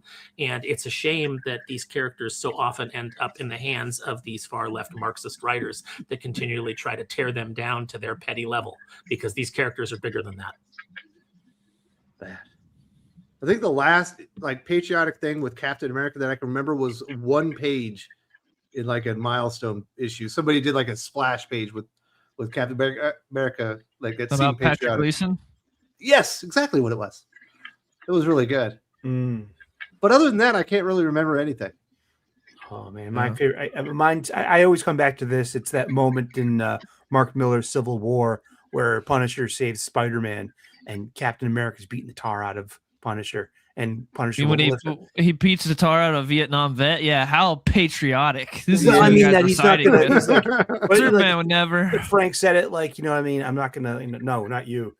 He took it. I just thought that was. Superman would fought beat him up. Bloodsport, a guy that was a draft dodger and claimed valor. Unlike Cap.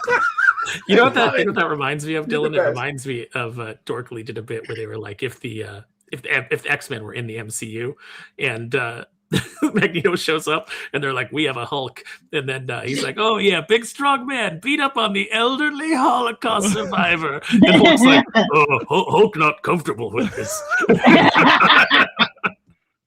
Cap would do it. Yep. Oh man.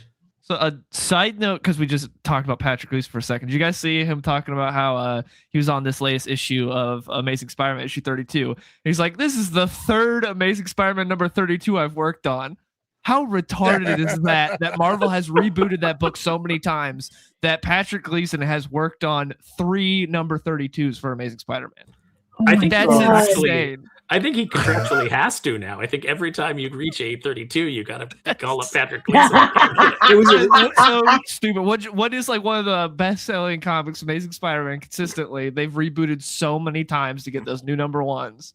He's worked on 332s. So Spencer, I guess Wells, and now Kelly then. Yep.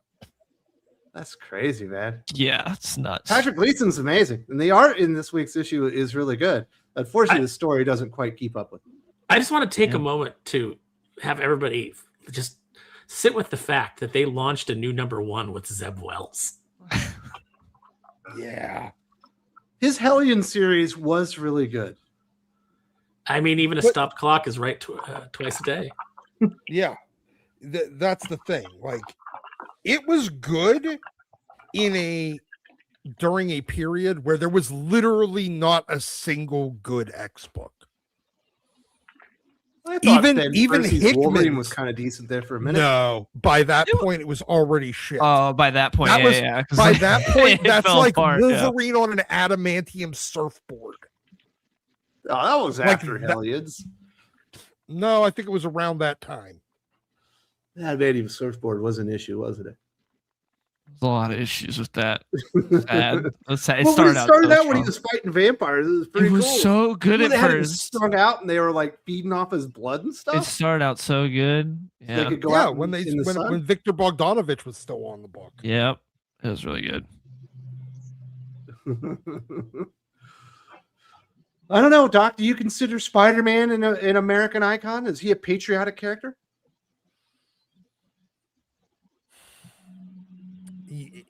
I think he is not a traditionally patriotic character, but he is so emblematic of what America is.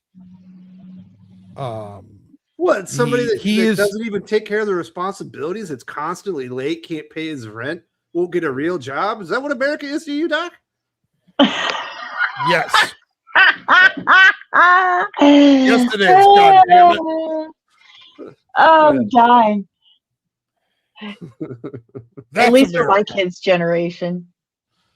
Oh, goodness. Dylan, who would be another DC character that you would say is like, emboldens like American ideals and presents them out to the world? Oh man. Like, Who is else? Wonder Woman in there, even though she's an Amazon? She's technically I would like say an so. At one point in time, yeah, I feel like hers definitely lost it like sooner than Superman. Like, you know, how they've tried to separate Superman a little bit. Wonder Woman feels like a while ago they tried to separate her. But at one point in time I'd say Wonder Woman would qualify, but I don't know about now. Certainly not with Batman. Tom King writing her. Ugh, It's been rough. that's rough. You're not reading Wonder Woman, are you? Oh God, no. Oh, that's smart. Are you kidding me? I don't want to cry. I have Wonder Woman tattoos like all over. Oh. That's like she's my favorite. Like I'd ever. say Jay I Garrick. I would actually. cry. I'd say Jay Jay Garrick, the Garrick's Flash? good. Like, yeah, I'd say he's a good like all-American superhero. Put on your hard hat and get to work. Yeah, World War II, freaking, yeah. Mhm. I'd say Jay Garrick's up there. Batman. Batman. He beats the shit out of the crazy people and just doesn't take any shit. That's how we should Lord. handle him. I say Maxwell Lord back in the Justice League International days of the late 80s. I love that Are you- character. Seriously? Capitalism is good. The greed is good. No, I'm being a jerk. Yeah. Ah. Pharaoh, Green is does Doomface represent American ideals? Ooh. Well, in issue 2, Doomface turns the Statue of Liberty into the Statue of Tyranny to announce his return. So I don't know if you could really say that. No, but No. but Colonel Silverstreak is America's murder machine. So So he's like Peacemaker. Ooh. well, no, he would never be in a bisexual orgy, Colonel Silverstreak. Oh. Yeah. I do love that moment in the Suicide Squad movie from James Gunn. We're like, why do they call you Peacemaker? He's like, I will murder every woman and child on this planet for peace. Oh, like that's great. If this But But then beach you get was into covered then in you- dicks. But then you get into the actual series, and they want him to kill that child that's got an alien, and he Yeah. inside of He them, and he can't do can't do it. And then Vigilante just cheerfully says, "I'll do it," which kind of made me laugh because there's something about that actor's portrayal of Vigilante that I enjoy because he's just so I- cheerfully a psychopath. Like Yes. he's just in a really He's good so mood about it. good. Freddie Stroma, that's his name. Freddie Stroma. Love him as Vigilante. Love him. Season 1 is one of my favorite things ever. And it just I'm gonna stop talking because I won't stop. I won't. There's a lot that I don't like about season 1. There's a lot that I don't like about James Gunn's kind of direction for things in general. But I will say that there's a lot of actors that he works with that are good choices, and that if he could rein himself in and actually do some better quality work, would serve them a lot better, because they're really giving it their all. That's why I hope, assuming Paramount gets rid of him, they keep the cast, because like I love a lot of the cast that he's got so far, especially Superman and Lex. Like I hope they keep the cast around. Who do you think's done a better job with the casting, Gunn or Zack Snyder? Well, Zack Snyder gave us Ezra Miller, so I was about to say we didn't. Yeah. Eisenberg as Lex Luthor, is horrible. Outside of his Superman, we haven't really. The casting hasn't been great. Like I like Momoa Aquaman. He's not Aquaman, but I like that version of Aquaman. I like Gal Gadot as Wonder Woman. She's okay. I think Affleck would have been great as Batman if he got a good. Affleck was to work on. Good, yeah, I agree. But I just don't like the choice in general of making an older Batman. And also Lois and Gunn's Superman is so much way better cast. Like Amy Adams, great actress, not meant for Lois Lane at all. I agree. And also zero chemistry between those two. Henry Cavill and Amy Adams, no chemistry at all. I think Gunn had some really inspired casting choices, but some enormous misses as well that were just like, how did you get Eisenberg in here to play Mark Zuckerberg as Lex Luthor? Snyder, you mean? That's not Gunn. You're talking about Snyder. You said Gunn. Yeah. My bad. Yeah, he had some that were. I mean, Ezra Miller Flash is a sin that he just should continually pay for. I'm still not sure he was supposed to be playing. They say Barry Allen. That's that iteration of Flash is kind of like a mashup of Barry's name, Wally West, and even Bart. Even Bart. Yeah, Bart, especially Bart Allen. Yeah, there's a lot of Bart Allen in that. So, I think it's individual results may vary. I mean, of course, it didn't really land with anyone. Yeah. What was the last one? I had another one. Somebody had mentioned another good one. Yep, I think I've missed it. Another good what? Which one? Another good person Uncle that Sam in the Freedom represented Force? America. It was Uncle Sam in the Freedom Force. Someone in the chat said Uncle Sam, and I'm like, that's a good one. Too easy. Yeah, I may. How about the Force of July? They're like perpetual cannon fodder with every reboot of the universe. They always get killed off, and they got this patriotic thing going on, this motif. Like, didn't Tom King kill them all off in his Penguin book? Was that Tom King's? Was that Tom King? He did the Penguin book? No, Tom King's Penguin. He did Riddler, didn't he? Yeah. I think he did the Riddler when they did that whole line of like Bat villain books. I think he did the Riddler one. I didn't read any of them, but I think he did the Riddler one. Oh, this was what it was, Doc. What do you think about OG Nick Fury? Howling Commandos, Yeah. I could definitely get on board with Nick Fury, especially I could even get into like American Bond Nick Fury, like the Steranko Fury stuff, where he became like the American version of James Bond. But yeah, I'd say even probably more so than like Sergeant Rock. Let's hear from the people. Sandal says Mamdani is shutting down Rikers like he's opening Arkham, all to save the movie industry. Free my boy Harvey Weinstein. It worked for Dick Grayson in Bloodhaven, right? That can't be true, right? No, it's true. No, we can't just shut down Rikers. Yes, he's in the process. He's trying to.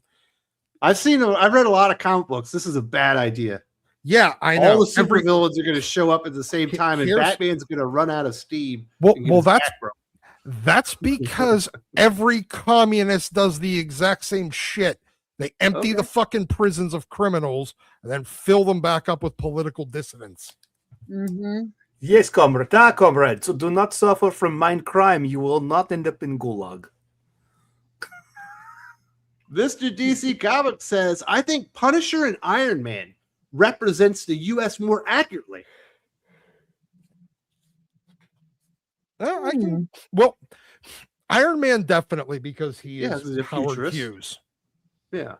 And he's Howard Hughes, who is very much an American. Punisher represents America. What America has to do when you let Democrats go too far afield with their policies. So I can see Punisher being a very American character in that regard. Well, he certainly has American ideals about arming yourself and protecting yourself in your neighborhood, kind of thing. He understands, like the founding fathers, that sometimes you just got to start stacking some bodies of some communists or some some Brits or some whoever it is that's coming and trying to take away your freedom. In Minecraft. Well, I could see it. I would say Captain America probably more accurately, but I get what you're coming from. Very interesting. B.L. Blankenship Comics. As a comic book writer, the only editor who's ever written me back was Mike Richardson at Dark Horse. Most recently, I emailed TV Spolsky. That sucks. Aaron, obviously you're an editor and a writer. What's it like cold calling or cold emailing, execs out in the industry? Is it a successful endeavor? Not really. When I was at Boom Studios, I had an open submission policy. Anybody could approach me at a show. Anybody could get my email and message me and ask for a shot, and I would give it to them. I'd look over what they had. But that's not most editors. Most editors are, most of the business is nepotistic, and it used to be that people would just hire their friends. Occasionally you had like a Jim Shooter who would focus on business instead, and he would hire people that he didn't like because they made the company money. He had a more pragmatic sense of what business was about. But for the most part, it's been a lot of nepotism. I could never get in the door at IDW despite numerous fantastic pitches that would have saved various franchises that they had, because I wasn't one of Bobby Curno's buddies, or I wasn't, whatever editor you wanted to name at the time, I wasn't one of their buddies. So, it's just the way that it is. Of course, now people hire friends, but mostly they hire people that are politically aligned with them. And so, yeah, it's just really tough to get into the door. But, I always try to make some time for anybody, even as an independent editor. I try to make time for people who, ask for it. People who want me to look over their script. It's not always feasible in a short time frame, but I do try to eventually get to it and give people advice and point them in the right direction. But the way you got your foot in the door was you started going on the con seed and going and meeting people in face and trying to establish relationships that way. Yes. It also helped immensely that I worked for the convention at the time. So, I met a lot of people that way, and somehow that kind of like put it in their mind that I could do something for them. And a lot of people respond to that. So if they think they can get something out of you, they're more likely to try to work with you on other things. So that was helpful for me. And then I got into Tokyo Pop as a copy editor because someone told me, hey, they're hiring, and I put in an application, and their great managing editor, Jill Freshney, actually got back to me because Jill is a peach. So she got back to me. She brought me in as a copy editor, and then I just worked my way up. The editors liked me. They liked what I did. They liked the scripts that I turned in because we were doing adaptations of manga.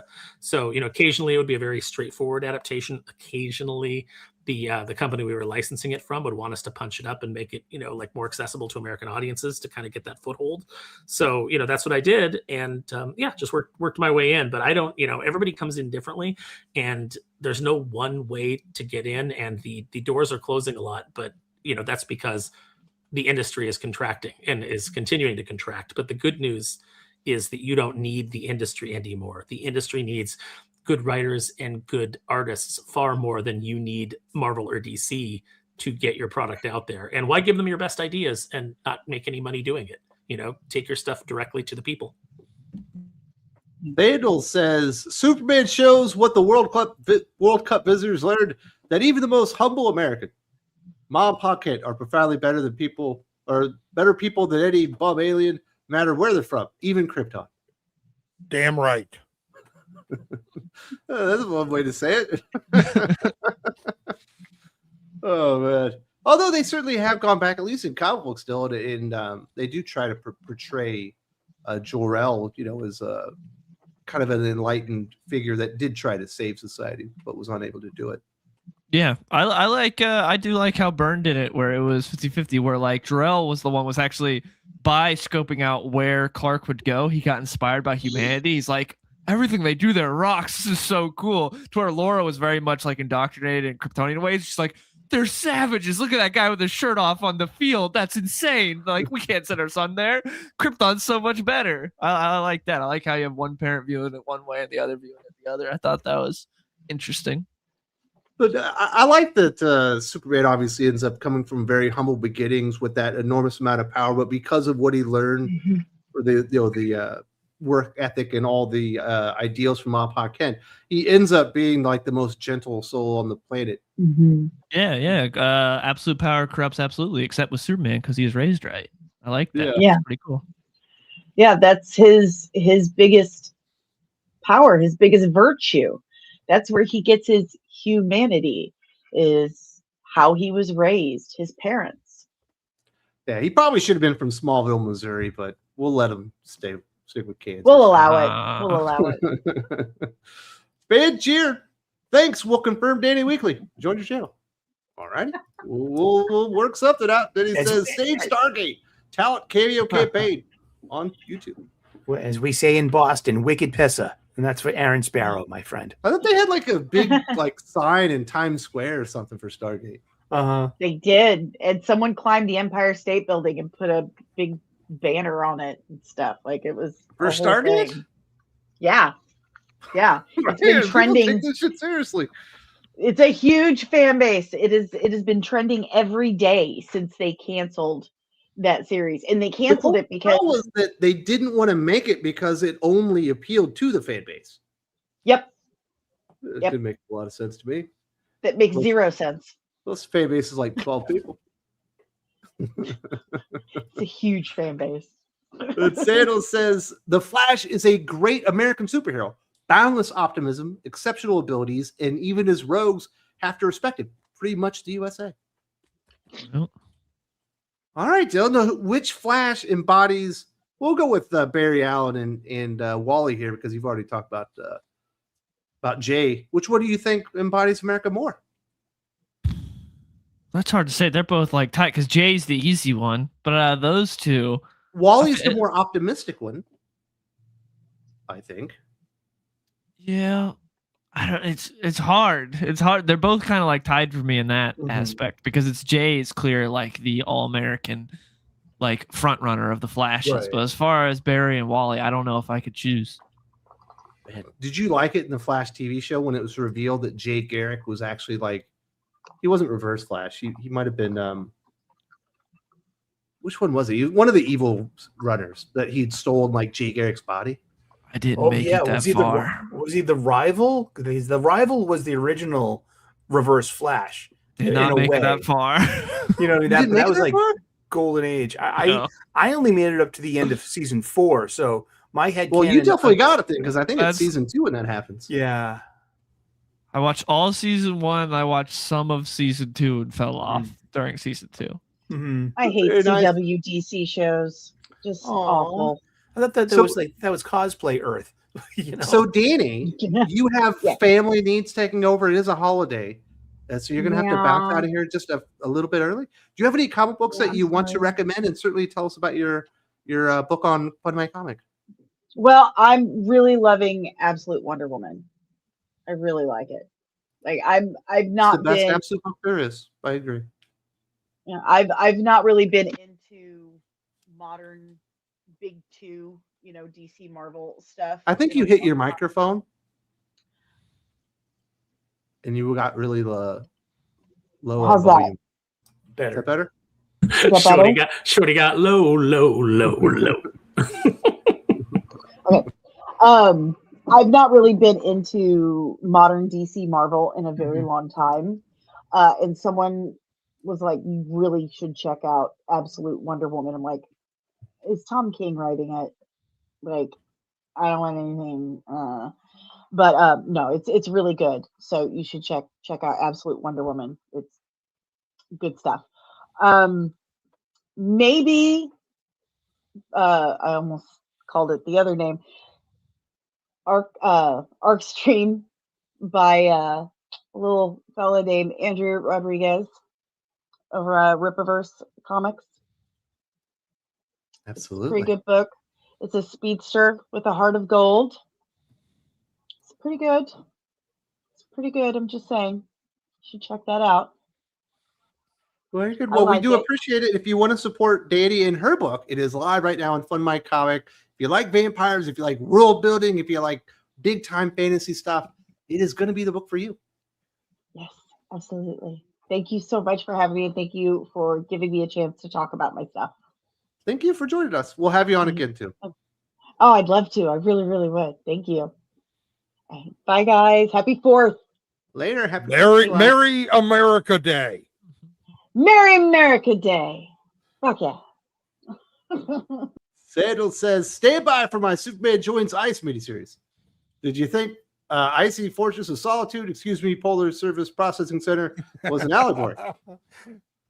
That would make a lot of people upset. But I'll be honest, I don't want any ice stuff in any comic books. It's already too much. I read 100 Bullets this week. That was enough for me. Oh, it could be the Wolverine joining S.H.I.E.L.D. like story. Superman joins Ice. Santa says Mike Barron's Wally West because he was a base Chud. Yeah. You tell me that Mike Barron wrote a base character? That doesn't make any sense. Oh my goodness. Never. I think I have an old Teen Titans where Wally even says, "Are you like he's a conservative?" from Blue Valley, Nebraska. The heartland, Yeah. Wally's been conservative for a while. Yeah. There you go. Well, thank you very much for that. I think we are about to get to the end of the show. She almost made it all the way. Little does she know, there's probably only 10 minutes left.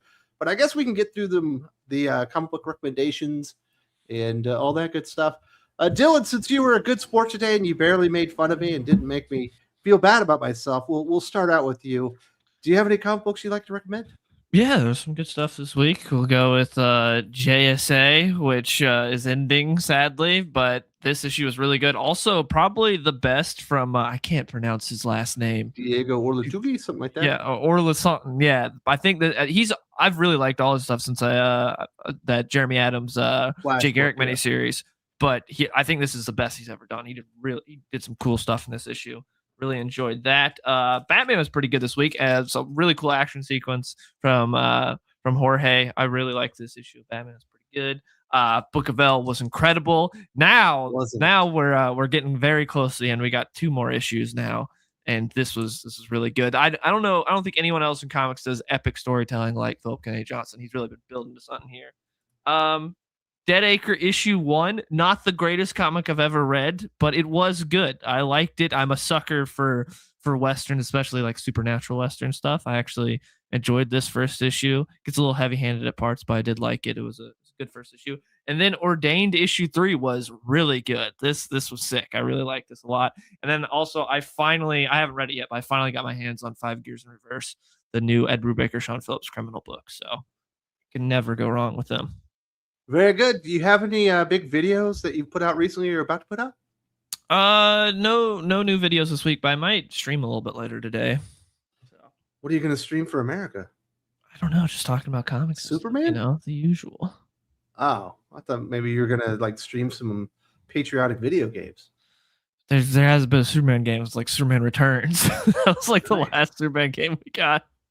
No, it's infinite Batman games from now to the end of time. DC won't. And the occasional Suicide Squad for whatever fucking reason. Are you going to watch a patriotic film? I might watch Patriot today. I might watch that. I watched Rambo: First Blood last night. That was my sort of patriotic movie last night. So probably watch people in the Swiss today. cheese. Yeah. Very nice. All right, Sully, you got to recommend any videos? I got recommend a video. I'll recommend something on YouTube. If you're a geeking out and you want a geek fix, actress Katie Sackhoff, who played Starbuck on Battlestar Galactica, has her own show called Battlestar Reactica. She's watching for the first time the show with her husband, who never seen the show either, and they have guests from the cast come on. It's really awesome behind the scenes stuff. If you're a Battlestar Galactica fan, every Thursday on YouTube, a fresh episode. Check it out. Middle of season 2 right now. But I got funny books. I got this In the mail, I got this as a crowdfunder. This is Reaper Destroyer by Joe Sontag. Really great art, and I'm looking forward to getting into this. It just came yesterday, so I only had an opportunity to thumb through it and just like, whoa, look at the panel layouts, look at the art here. Speaking of art, I picked up issue 1 of 100 Bullets, The U.S. of Anger, written by Brian Azzarello with art by, usually I'm very satisfied with Eduardo Risso, but this is like some weird black and white with giving that black, white, and blood treatment a bit. So he's going full Sin City there, dude. I mean, but there's just a thing to it. All I can see is somebody right clicking a mouse and say fill in the background with black. You know what I mean? So it's a bit much. I'm not sure if I like the art style, but it seems a little bit of a cop out. Like was this a rush job? Or I'm not trying to knock the guy. I love Rizzo, but it is what it is. Ordained number 3 got a great variant cover. I love the art in this. Great story. You don't have to reinvent the wheel. This is like a really good book, and it leaves an ending that there could be more.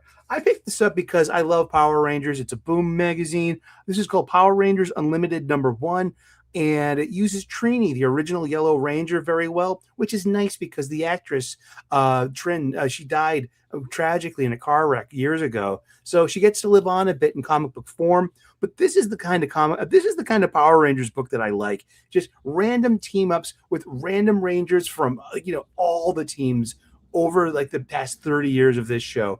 And this was a fun book. I had a lot of fun with it. I got 3 more books. I got Superman, Book of L. This was a great book. Dylan is right. Nobody does epic as well as Philip Kennedy Johnson. And this will be Philip's last DC book for a while when this ends. I picked this up. Marvel Secret Wars. What if? Secret Wars, because I wanted to reward Alex Packnadel with a little bit of with some money. Like I wanted to buy his book because I think Alex Packnadel, out of all the X-Men writers right now, knows the assignment. I think him, Tim Seeley, they should be given the reins for like Uncanny and Adjectiveless, and just let's go forward. And but I really wanted to and this is a pretty decent story. I had fun. It was good. And then the pick of my week is Savage Dragon 280. This book is it's naughty, it's ribald, it's wrong, it's very opinionated. I love the art. I love it's absurd. It makes fun of the genre. It makes fun of everything and everyone. And it's not even sexy. It just uses what you would presume to be deviancy as something to poke you in the face with. Be like, this is the cost of the superhero lifestyle, and these people aren't. It's supposed to be super sexy, but it's not. It's actually pathetic, literal pathos. I mean, and so it's an interesting book. It deserves thought if you're into that kind of stuff. Some people are just put off by adult themes in comics. I'm not. I thoroughly enjoy the sense of humor here and the art style too. So my pick of the week is Savage Dragon 280, and that's my week. I am barbecuing today. I made 3 racks of ribs, 10 pounds of ribs. I am bringing the barbecue. I'm making deviled eggs. We got potato salad, and then we're gonna have hot dogs and burgers and beer and just hang out in the yard. It's gonna be great, man. Happy birthday, America, and to everyone in the chat. So Sadel says we need a PKJ guide. I'm nervous by Modern. Get his Action Comics run. Yeah. It is absolutely amazing. You should pick up his The Last God series from DC. It was under Black Label. I think it's called the Fellspire Chronicles now on reprints. That's a really great one. His Batman and Robin stuff. Absolutely flawless. What else do you recommend there, Dylan? There's Incredible Hulk, and the story he's telling there is actually telling a really epic story at Marvel right now, which is currently and Hellhunters. Yes, and Hellhunters is really good. Yeah, those are the ones I'd be looking for first. Yeah. They did a nice big Omni for the first portion of his Superman run, so you can pick that up. Yes, there's a War World collected edition that's got all that stuff in it. It's very, very good. But he is excellent, and we are also sponsored this week. So let's hear a little bit from the guys behind Unholy Nightmare 3.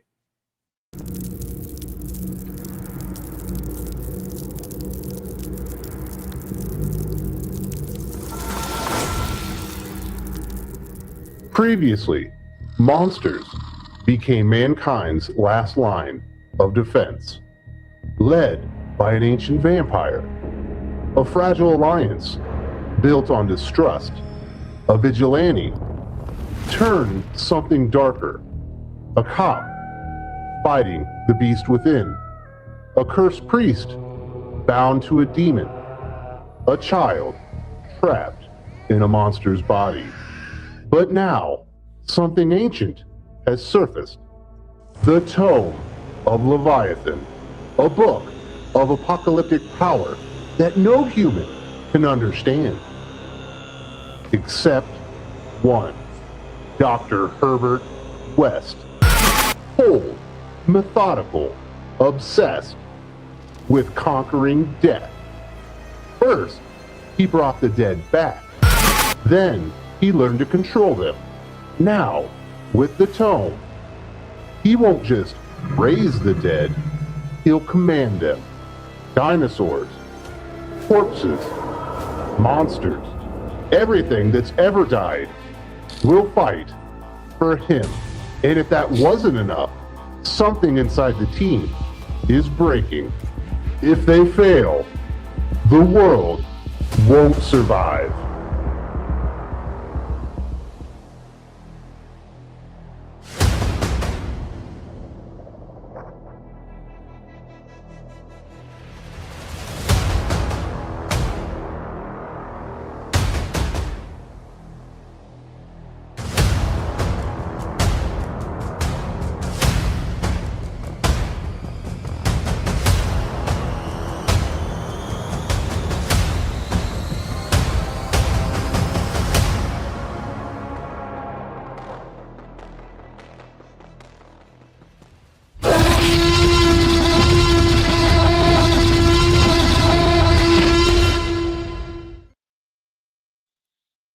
Well, very, very cool stuff. Sparrow, obviously, you are a part of that campaign. Congratulations. Well over $10,000 now. Anything people need to know? Uh-oh. Yeah, I just had to cough for a second. Didn't want to do that on the air. So we've unlocked the trading card, the mini prints. It's campaign's going really well. The next unlock is a foil trading card at 15,000. So hopefully we can get there.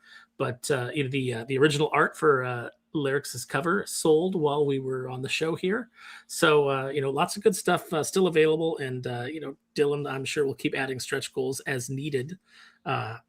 The original sketch that she did is still available. So if anybody's interested in that, you can go and grab it. But that is actually my recommendation this week, is that you would check out Unholy Nightmare 3's campaign if you haven't already. And if you missed 1 and 2, you can grab those. But obviously, we're moving full steam on this. This is a continuing series. This is a series that you're actually getting. It's not one of those Kickstarters where you're like, "Will I get this?" It's done. It's in the can. It's ready to go. All we need is the numbers so we can go to print. And I don't know how to tell you guys this, but the art's already done on 4 and 5, and 6 will be starting soon. So we are ahead of the game on this series. You can count on it. Sparrow, do you recommend people go to a cabin in the middle of nowhere to write their manifesto on 4th of July? No, although I did think about, while I was sitting out on the porch smoking a cigar and drinking some Drambuie and looking at the stars, I did think to myself that, this would be a good place to hole up and write the great American novel. Absolutely, dude. You're going to finally get out of California? Oh, I'm going to get out of California. I don't know that it'll be Washington that I go to, but the plan is definitely to get out of California, especially as it looks like we're just going to, we don't have real voting in California. It's so rife with fraud that we're just going to get Gavin Newsom to Electric Boogaloo in as our governor, and things will continue to be miserable. So it might be time to abandon ship and realize that this state is a lost state of California is a lost cause. Very nice. All right, Doc, you got anything you want to recommend this week? Well, I am going to recommend that folks go and check out our review of 100 Bullets, United States of Anger, or US of Anger. That book is fucking terrible. I mean, Eduardo Rizzo was fine. It was kind of weird seeing him just decide I'm going to fully rip off Frank Miller. But this fucking comic was atrocious and on like so many levels. But you definitely need to go check out a review of it because of how fucking bad this comic is. Instead, I didn't go to the comic shop this week. I didn't even think about going to the comic shop. There's nothing at the comic shop that really gets me actually hyped to go every week except for G.I. Joe and a Real American Hero. And I missed an issue of Real American Hero, so now I'm sad. Instead, I'm going to recommend some older stuff. I'm going to go with Hulk, Future Imperfect. This is part 1 of 2. It's a great 2-part series from, Peter David from way back in the day. It's the introduction of the Maestro. This is a dope 2-parter. And it's all that what is that? What the hell's that binding format called? I'm blanking at the moment. Glue. No, but regardless, doesn't prestige? No, it's something else. Fuck, I can't remember. Regardless, then we're gonna go with, because you got 3 issues in a row of Art Adams doing interiors and covers. 348, 349, 350 of Fantastic Four. I'm going to just go with 348 because it's the first appearance of the new Fantastic Four, which is just this becomes so symbolic of what the 90s were. Book's not doing so well. Put Spider-Man, Wolverine, or Ghost Rider in it. And there's 3 of them right there. Then, because I'm really just feel like tempting Squarebound. Google's AI. Squarebound, thank you. Fuck. I'm really just tempting AI, YouTube's AI algorithm to see whether or not they're going to say this is nudity. It is not nudity, but Fathom. Michael Turner's Fathom. This I went with this particular cover, but this is the original volume. This is the Top Cow. Go pick it up. It's actually a really, really fun series. And you get a lot of really pretty art. Then, because it is the 250th birthday of America, Captain America. This is the Brubaker cap. Number 1. Love this series. Love this entire run. But also we're going to go with a random issue of Captain America back when it was Captain America and the Falcon. Because, well, it's a giant statue of Abraham Lincoln trying to beat up Captain America. I mean, it's fucking 250th birthday of America. The statue of Abe Lincoln trying to beat the shit out of Captain America is just, sure, why not? I guess, you know what? For the birthday, we could also go with Ghostbusters 2. Because trying to get, having the Statue of Liberty walk over and beat the shit out of a ghost, that's very America too. But Captain America, because he is the patriotic superhero. He is the most American superhero. So those are my recommendations. Very nice. Sadel says Eric Larson brags that he doesn't need an editor, but if he had one and a writer, he could have been a modern day Jack Kirby. Oh, Aaron Sparrow. No, I think that I think that Eric Larson's perversions and proclivities would have always prevented him from having an editor that could have reined him in. The problem when you get full of yourself is that you think that you don't need an editor, like Eric doesn't, and that's why his story is just such a meandering mess. Aside from the fact that he fills it with his own perversions and the things that he thinks that are exciting. It's unfortunate because at one time he could have been seen as one of the greats, but he'll never reach that peak now. All right, Sparrow.